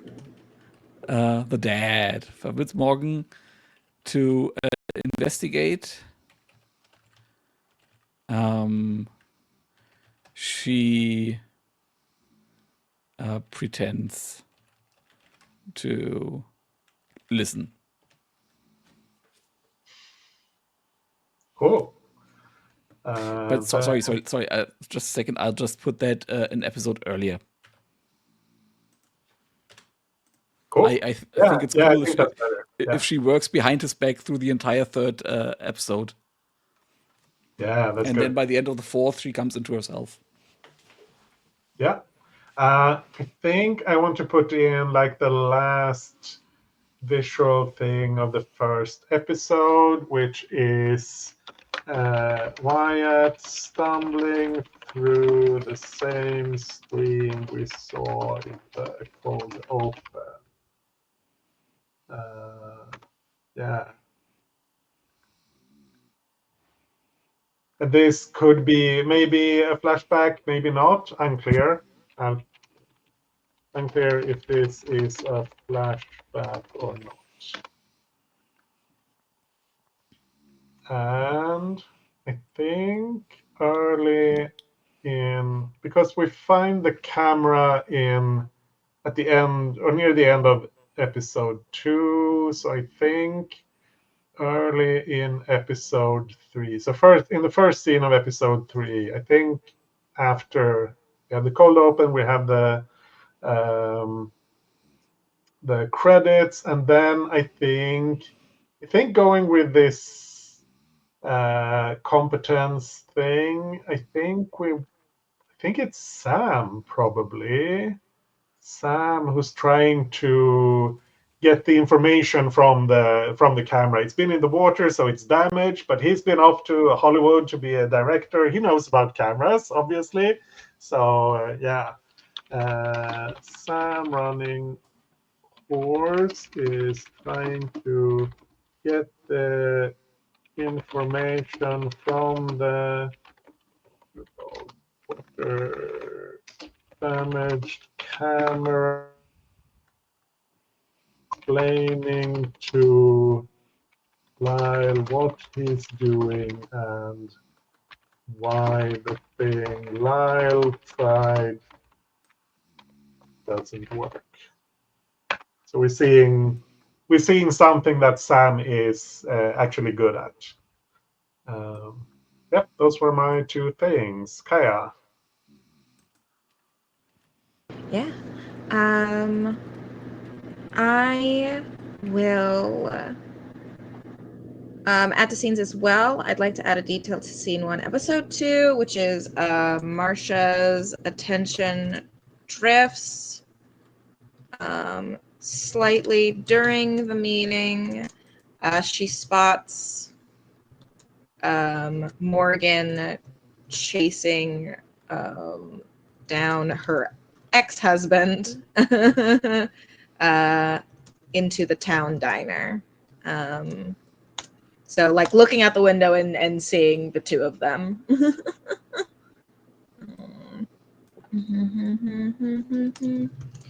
Window. And then I think another detail I will add is, I think,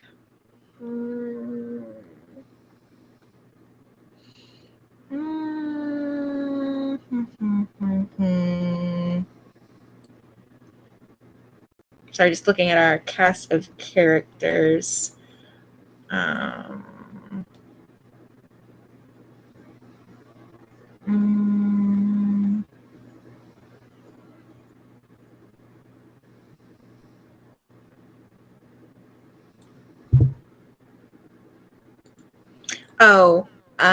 I think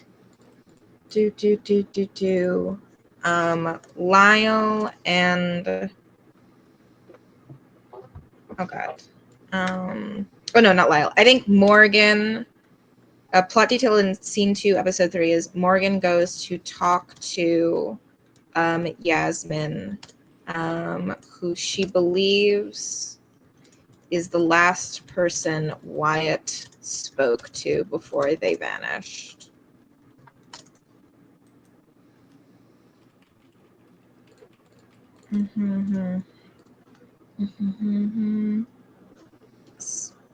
That's what I got. Cool. Agatha.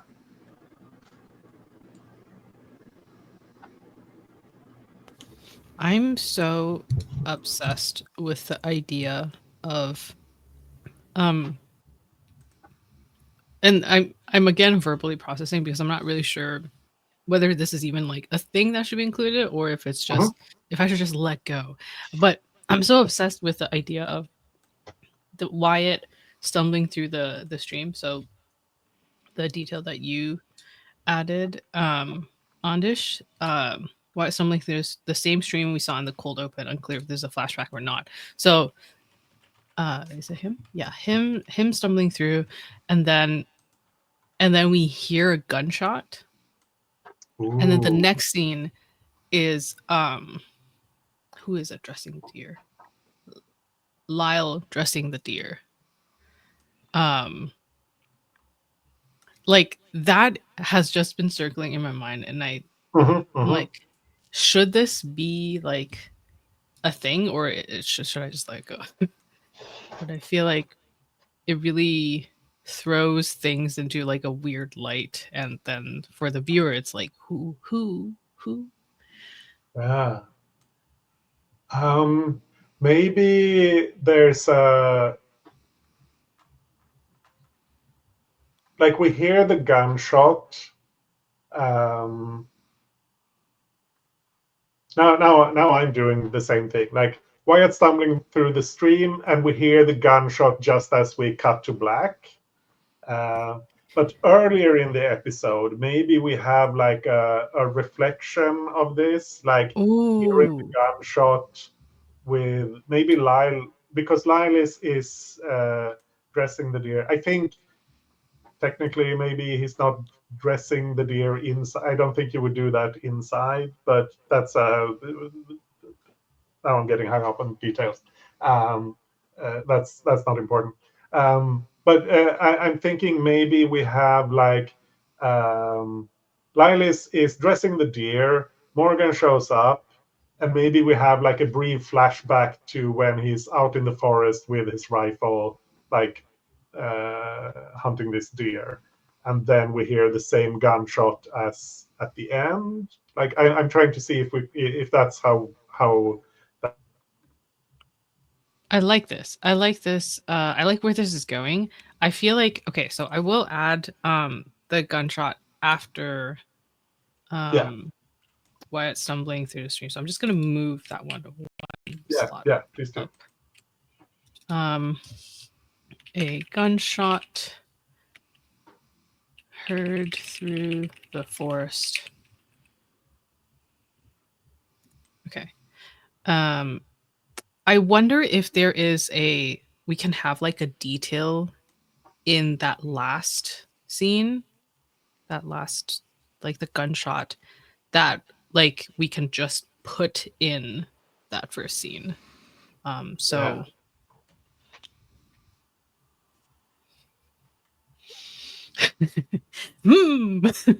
okay. Do we see like a close up of the like the hands of someone holding a rifle, maybe? Yes, that's perfect. Yeah. Oh, that's very good. And then like close up of hand holding a rifle with a wedding. Oh, wait, no, is he still wearing a ring even though he's divorced? That would be with like a hand like that is like much lighter where the wedding band used to be. Yeah. Clear, like a clear marking of having worn a wedding ring. That's very cool. And then the other detail I'm going to add will be the same thing to the earlier scene. So those are my two from my round. Cool. Dominik. So I have an idea for casting for Sam, but I think that can wait for one round. For now, I just want to put in a detail before I forget it, and that is to pick up the theme that we've kind of established of the deer and also the magical realism. I now know who Morgan is looking up to in the 4th episode, and she is looking up at a stag, nodding in recognition. And I imagine one of these Fargo type shots where it's just like one stag in the middle of the forest, just looking at her. She's looking at the stag. Yeah. And they both know. And then maybe I will take that scene and put it back a bit. And before that, Morgan finds somebody. In my mind, it could be either Lyle or Wyatt.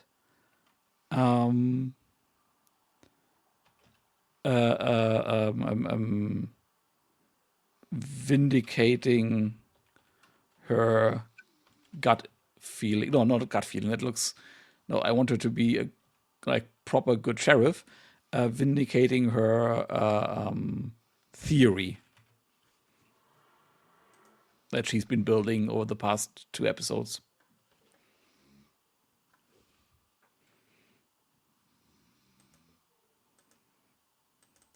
And then maybe I go with find somebody, parentheses, maybe Lyle or Wyatt. But could also be somebody else. Okay, and that was it. Cool. I want to add a bit to scene 2 in episode 2. We have this, you don't understand there are secrets, they are suffocating this town. I'm not sure if this is before or after that, but I think we have Morgan and Wyatt walking through the dusty old museum, and Wyatt remarking that the signs or descriptions are very outdated.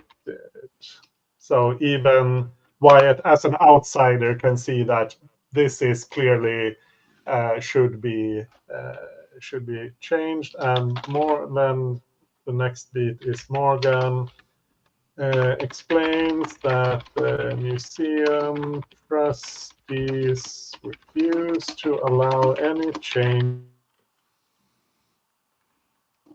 Signs were written by the town's founder. So that's kind of setting it, kind of this giving some context to this conflict about the museum. Kaya. Yeah.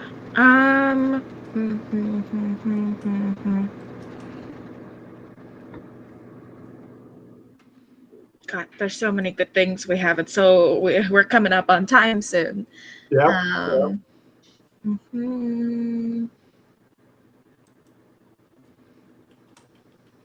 I think I will keep adding on to scene 2 that I made earlier. I think Sam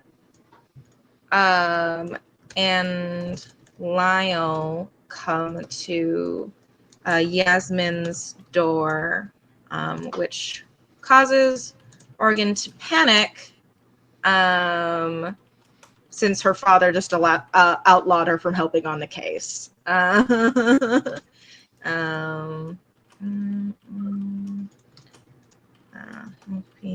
on the case. And then following plot beat is Yasmin helps Morgan hide/get out before Lyle sees Morgan was there. Morgan then eavesdrops on the following conversation.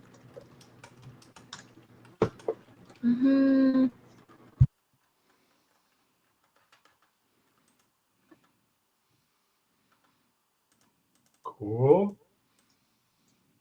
Importantly, they're coming to Yasmin's door, I think, with the camera footage. I think is why they have shown up.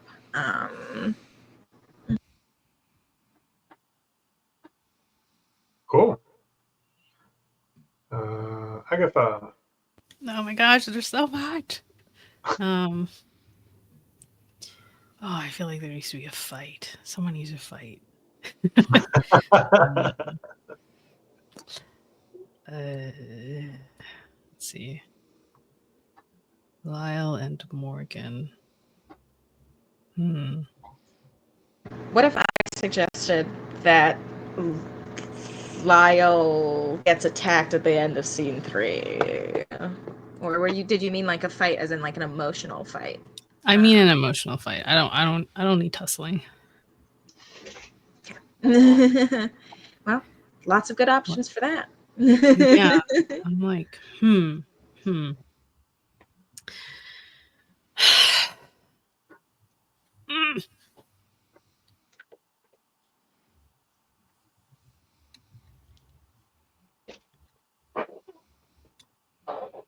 Let's see.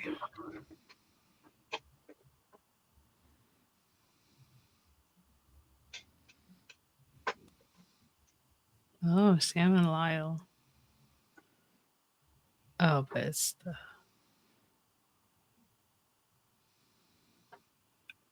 Oh, a flashback. I'm looking at scene 1 in episode 3.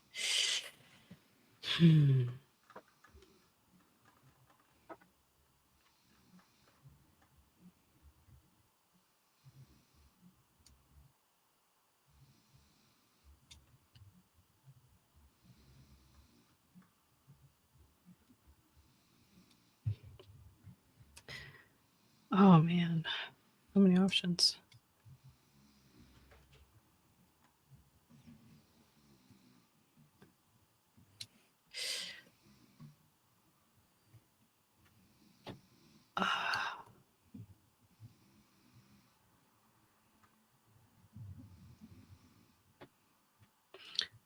I'm gonna add to... I'm gonna put Morgan in scene 1, episode 3 as well. So while Sam is trying to get the information from the water damage camera, we see Morgan is also there.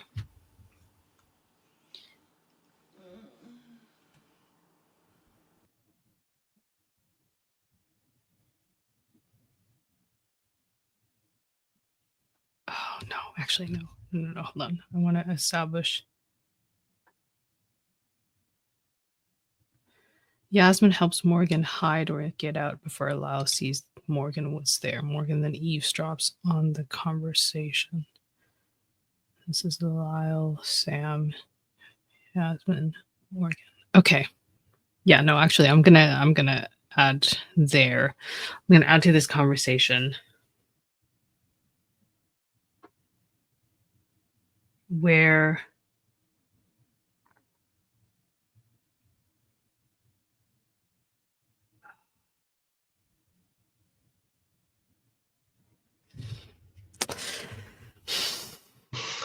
there are two things I want to establish. So I'm like, Let's talk because it through. yeah, okay. So the thing that I want to establish is like backstory for Sam. And in scene, if I were to put it in scene 1, it would... Oh, it can just be a flashback. Well, I kind of wanted it to be from Morgan's perspective, like Morgan asking questions, because again, Morgan is kind of like the perspective character. But then if I were to do that, I would need to do my 2 actions. But one is adding Morgan to scene 1, and then the other is writing that. And I'm like, I don't want to do that because I also want to do something. I want to establish the thing between Sam and Yasmin and why Sam is Yasmin's confidant. Um, yeah.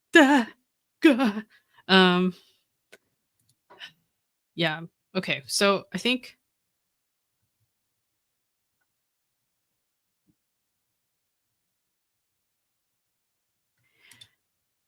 I will not add Morgan for now. In scene 1, it's as Sam is working on this water damage camera. I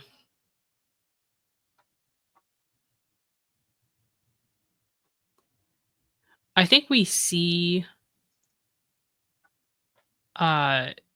in Sam's room that he's working on this, or maybe I don't know. Maybe it's in like a shed, like a rundown shed of sorts, where they're working on this. We see we see a framed photo of Sam, Yasmin, and then someone that looks like Yasmin but is dressed differently. And the 3 of them are like... Oh, the 3 of them are on like a step and repeat on a red carpet, that kind of thing. So they're kind of like all like smiling for the camera, with like the step and repeat thing behind them, and they're all like smiling. So that's the first thing. In Sam's shed, a photo of Sam, Yasmin, and Yasmin's twin smiling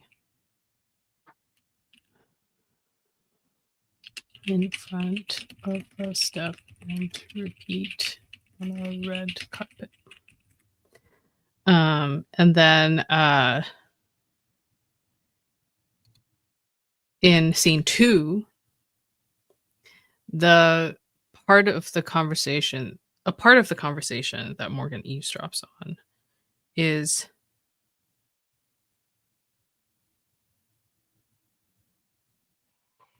I'll just add one line.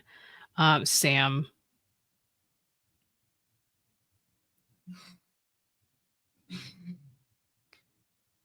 shouting. Actually, is it Sam? No.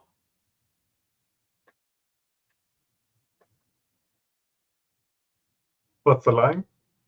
I think the line, well, it would be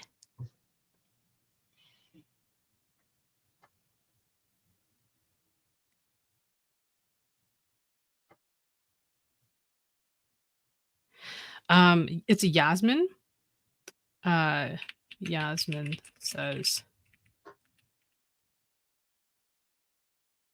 "You can't let this happen again.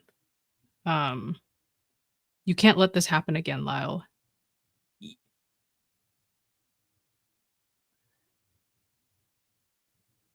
You can't let this happen again. You owe me, and you owe this town." That's good.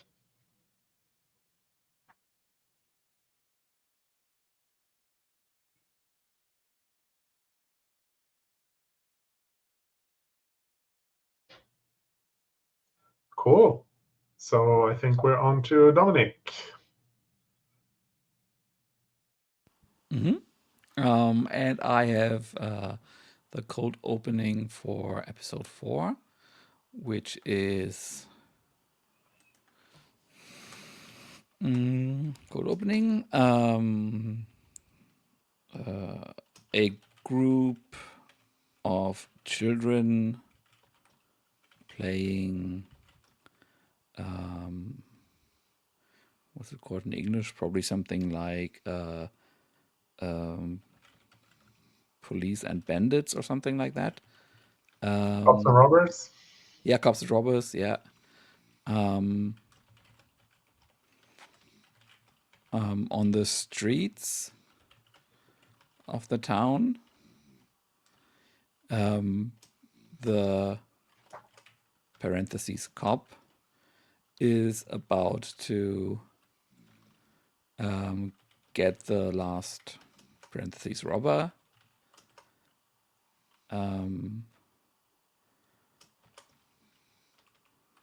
The kid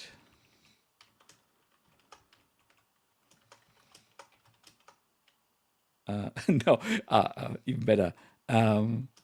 Just as she is raising her stick, parentheses pistol, her mom is calling her in for dinner.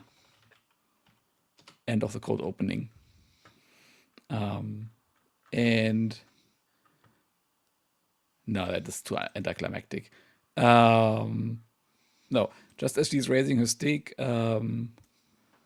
the last robber pulls a stick from behind their back, going shooting first, basically. And then the first scene is Dan and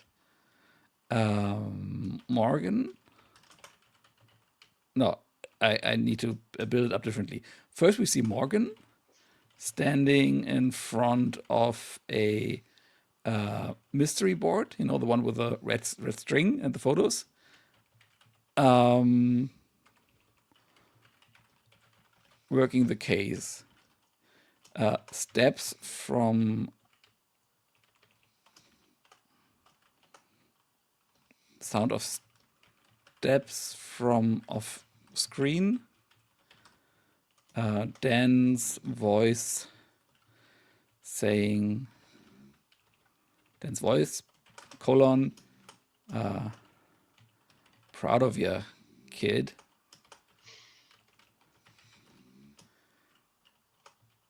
He's a good man and a good cop, a sheriff under normal circumstances. These circumstances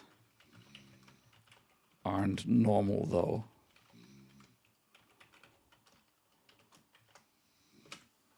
Okay.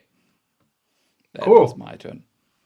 Yeah, I think we can squeeze in one more go around if we keep it snappy. So I will try to do that myself. I think in order to get the proper kick out of Sam being competent with the camera, we have to kind of put him down a bit before. So I think I'm going to put him in the meeting with the elders. Where he can just say something. He's in there and he says something stupid, which makes Marsha annoyed with him, just to kind of establish that he is a bit of a fuck up. Sam says something stupid, and Marsha puts her hand over her face. That's just that little detail. And I want to add something to the last episode where we don't have anything yet. And I think this is sometime in the last scene. Say Dan lapses to the ground in the forest, clutching his chest. Yeah. Putting him in peril. Nice. Kaya, your last go, and you're currently muted. Yes, hello. I'm going to add to scene 2 of the last episode. The first thing I'm adding is Morgan tears down all of the evidence on her mystery board we saw earlier. She begins rearranging it from the top, using this time including all of Wyatt's photos. And then we have a shot and a line, which is Morgan's fingers brushing over photos of the present and past Yasmin, comma, the line is, the smiles are different.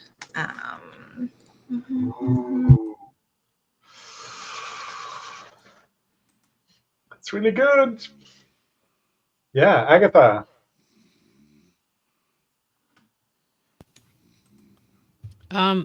This one is going to be scene 2 of episode 4.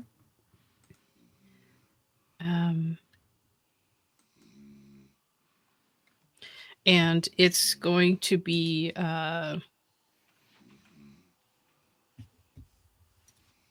one of the plot beats is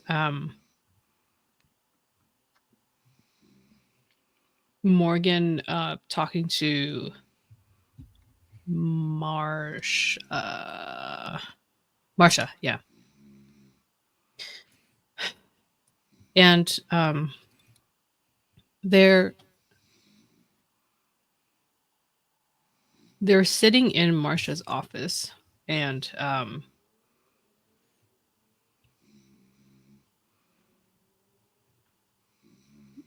And Morgan asks, why are you like, I think Marsha looks really tired, and then Morgan asks,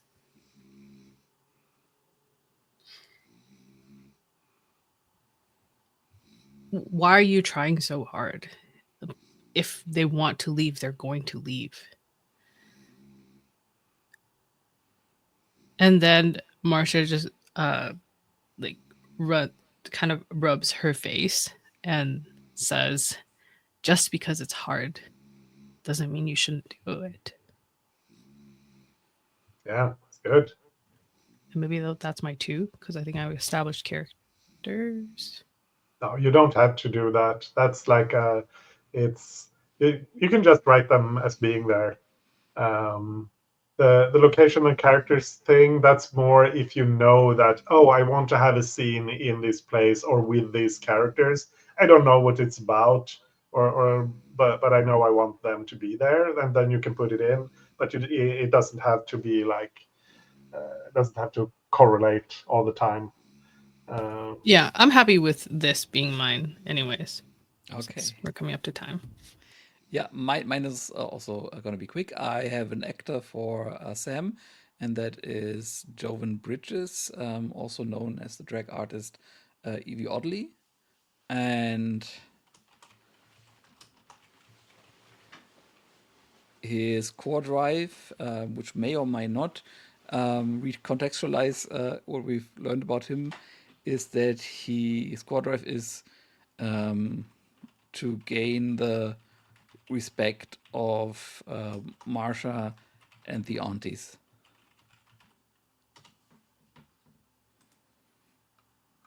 Cool. And that's the show. Very good. Yeah, let's do a quick round of stars. I'm going to start just because I'm already talking. Uh, this was super fun. I'm going to Dominik. I really like that you pushed back when I was going for Dan being more of a jerk. You already had an idea that you had kind of established, and I'm glad that you stuck to that. And also, I think we ended up with something much more.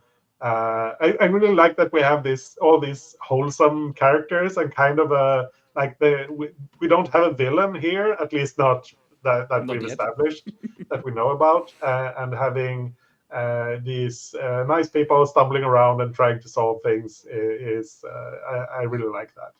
I also thought it was fun. I noticed this towards the end here that we were kind of doing slightly different things, and I don't mean that in a bad way. I was doing a lot of like visuals, like single scenes like that. Dominik, you were doing the cold opens that were kind of like establishing themes and that sort of thing. And Kaya, especially, I think, was focusing on the plot and like progressing the mystery. And Agatha, you were doing a lot with feel like the character work, like establishing the relationships and that sort of thing. I found it interesting that we were focusing on different parts. Um, yeah, I'll go to you, Agatha. Any stars? Okay. Yeah, it I want to add to that. Yeah, it feels like it does feel kind of like a writer's room in that inevitably like people do kind of fall into areas that they are more interested in or that they are stronger at, and then let the other people like do the things that they're better at. So yeah, that was cool to kind of like see how it happened without, and I like that it wasn't it wasn't structural, it was, but it came out naturally. That was really cool. I Star to you, Kaya. I see that we both were like, there's not enough plot and conflict, and then we approached it in two different ways. Um, where you're like, I'm gonna plot out this mystery. I'm gonna have the elements, and then I'm like, what if more fights, or like, what if we have like the interpersonal tensions and motivations that can then inform like whatever conflict that will escalate in people disappearing and most likely dying. um so that was really cool. And then i I think just start to this game, it's very cool. I find it really fascinating how it did work, where it's like backfilling and like going back and forth and stuff. Like the story did emerge, and that was like super interesting. So yeah, I really like this game. That was really cool. And then so that's to you, Ondish, for like writing this, and then specifically star to you, Dominic, for I think your casting. The fact that you went with Paulina Alexis for Morgan brought the like basically like the racial element into the story that wasn't there before, and that then became a big thing for me personally, and I feel like it featured in a very interesting way into the story that we ended up coming up with. So that was very cool. Thank you. Yeah, I have the usual stars all around, and there's not that much I can add to. Like, the thing that I really also liked was how we fell into our areas of interest slash expertise. I really like the structure, this like three scene structure. I find is a very strong part of it, and also the split into these roles. The only thing that I would wish for, or maybe I just misunderstood how it's supposed to be played, is that you can switch between roles within one turn. Because I did have moments where I was like, hey, I've, Sam's character, for example, would have been something I have that particular image in my back pocket. I want to upload that, and that's all I want to do as casting director. And I also have a nice idea for one scene. And then I had to like do that in two turns, and also had to come up with a different scene and also with a different character choice Yeah, yeah, that felt unnecessarily constricting. But other than that, an amazing game, and I'm really looking forward to Monday. And also thank you all for playing. yeah. Before I let you, I just want to explain why I've done it that way. It's and also I think I mentioned somewhere in the rules that you can just scrap that and just have everyone do whatever actions they want. I'm not sure if I put that in, but that's the intention. Or but the reason I have the roles is partly the thing I mentioned at the beginning, to kind of push people a little bit to do something that they wouldn't do otherwise. And the other thing is to cut down on the number of choices you have during your turn, so that, oh, I know I really want to do this thing, so I'll do that thing. And then you don't need to think about, like, if you're not sure about what your second thing you want to do is, then you don't need to consider everything. You kind of like, oh, do I want to do one of these things? Oh yeah, I'll do that one. Or I can't think of anything, then I'll just do the one thing, and then I can pass my turn. So that's just the idea for that. Yeah, I think where I took this really strong separation from is also from Microscope, where you do have this really strong Yeah, box in a box in a box system, yeah, and maybe it's not as strong in your game. So if yeah. I misread that, then I apologize. Yeah, Uh, personally, I do appreciate having like it be limited to the roles, because yeah, it is, there are a lot of options to do, and as someone, I don't think I fully grasped all of the responsibilities and all of the different roles, since we just didn't have enough time to explore all of them. I was Yeah, I was glad that it did help me. It did make it easier to know that I can just choose one role and then have the options be more limited within it. cool. Thank you. I definitely did enjoy the structure of having different roles. Being able to move between them if you have one idea and like one foot in each role, I think is probably good for people who have that interest. But I do like the structure for sure. Dominik, were you done with your stars? Yes, yes. Thank Great, you. great, great. I'll give mine fast since we're a few minutes over, but I'd like to start people. I did actually want to start you, Dominik, for you came in with like very strong ideas. I think like, yes, for casting, which really set the tone for characters. But also I want to elaborate, like the cold openings you gave were great. They were very evocative, like from the very first one you did, in the title sequence, to all of the like openers and things. All of them were just really good. Thank you. And then Andish, I think you did a really good job of like keeping us tethered and helping us connect threads. Yes, as the person running the game, but also just like as a fellow player. So it was very nice to have you to rely on. I think you did a great job with that. It's a very, very fun game. I would definitely play it again. If I had the time slots to do the other writers' rooms that you've set up, I would sign up for sure.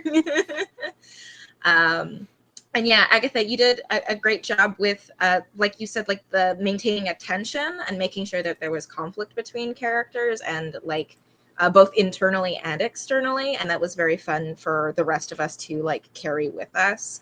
I think you also put down some of the dialogue lines that were also very evocative, and nice to work with too. So yeah, this is my stars. Oh. Thank you. Thank you. Yeah. Thanks for playing, and I will put up more sessions. I would put them a bit further ahead if I was better at planning ahead and if I knew when I would be able to play. But right now I don't. But there will be more sessions at some point. Um, yeah. Take care, everyone, Thank and Bye. you. and the Thank Oh, you. recording. Yeah, thank you. It's nice recording. playing with Oh, everyone.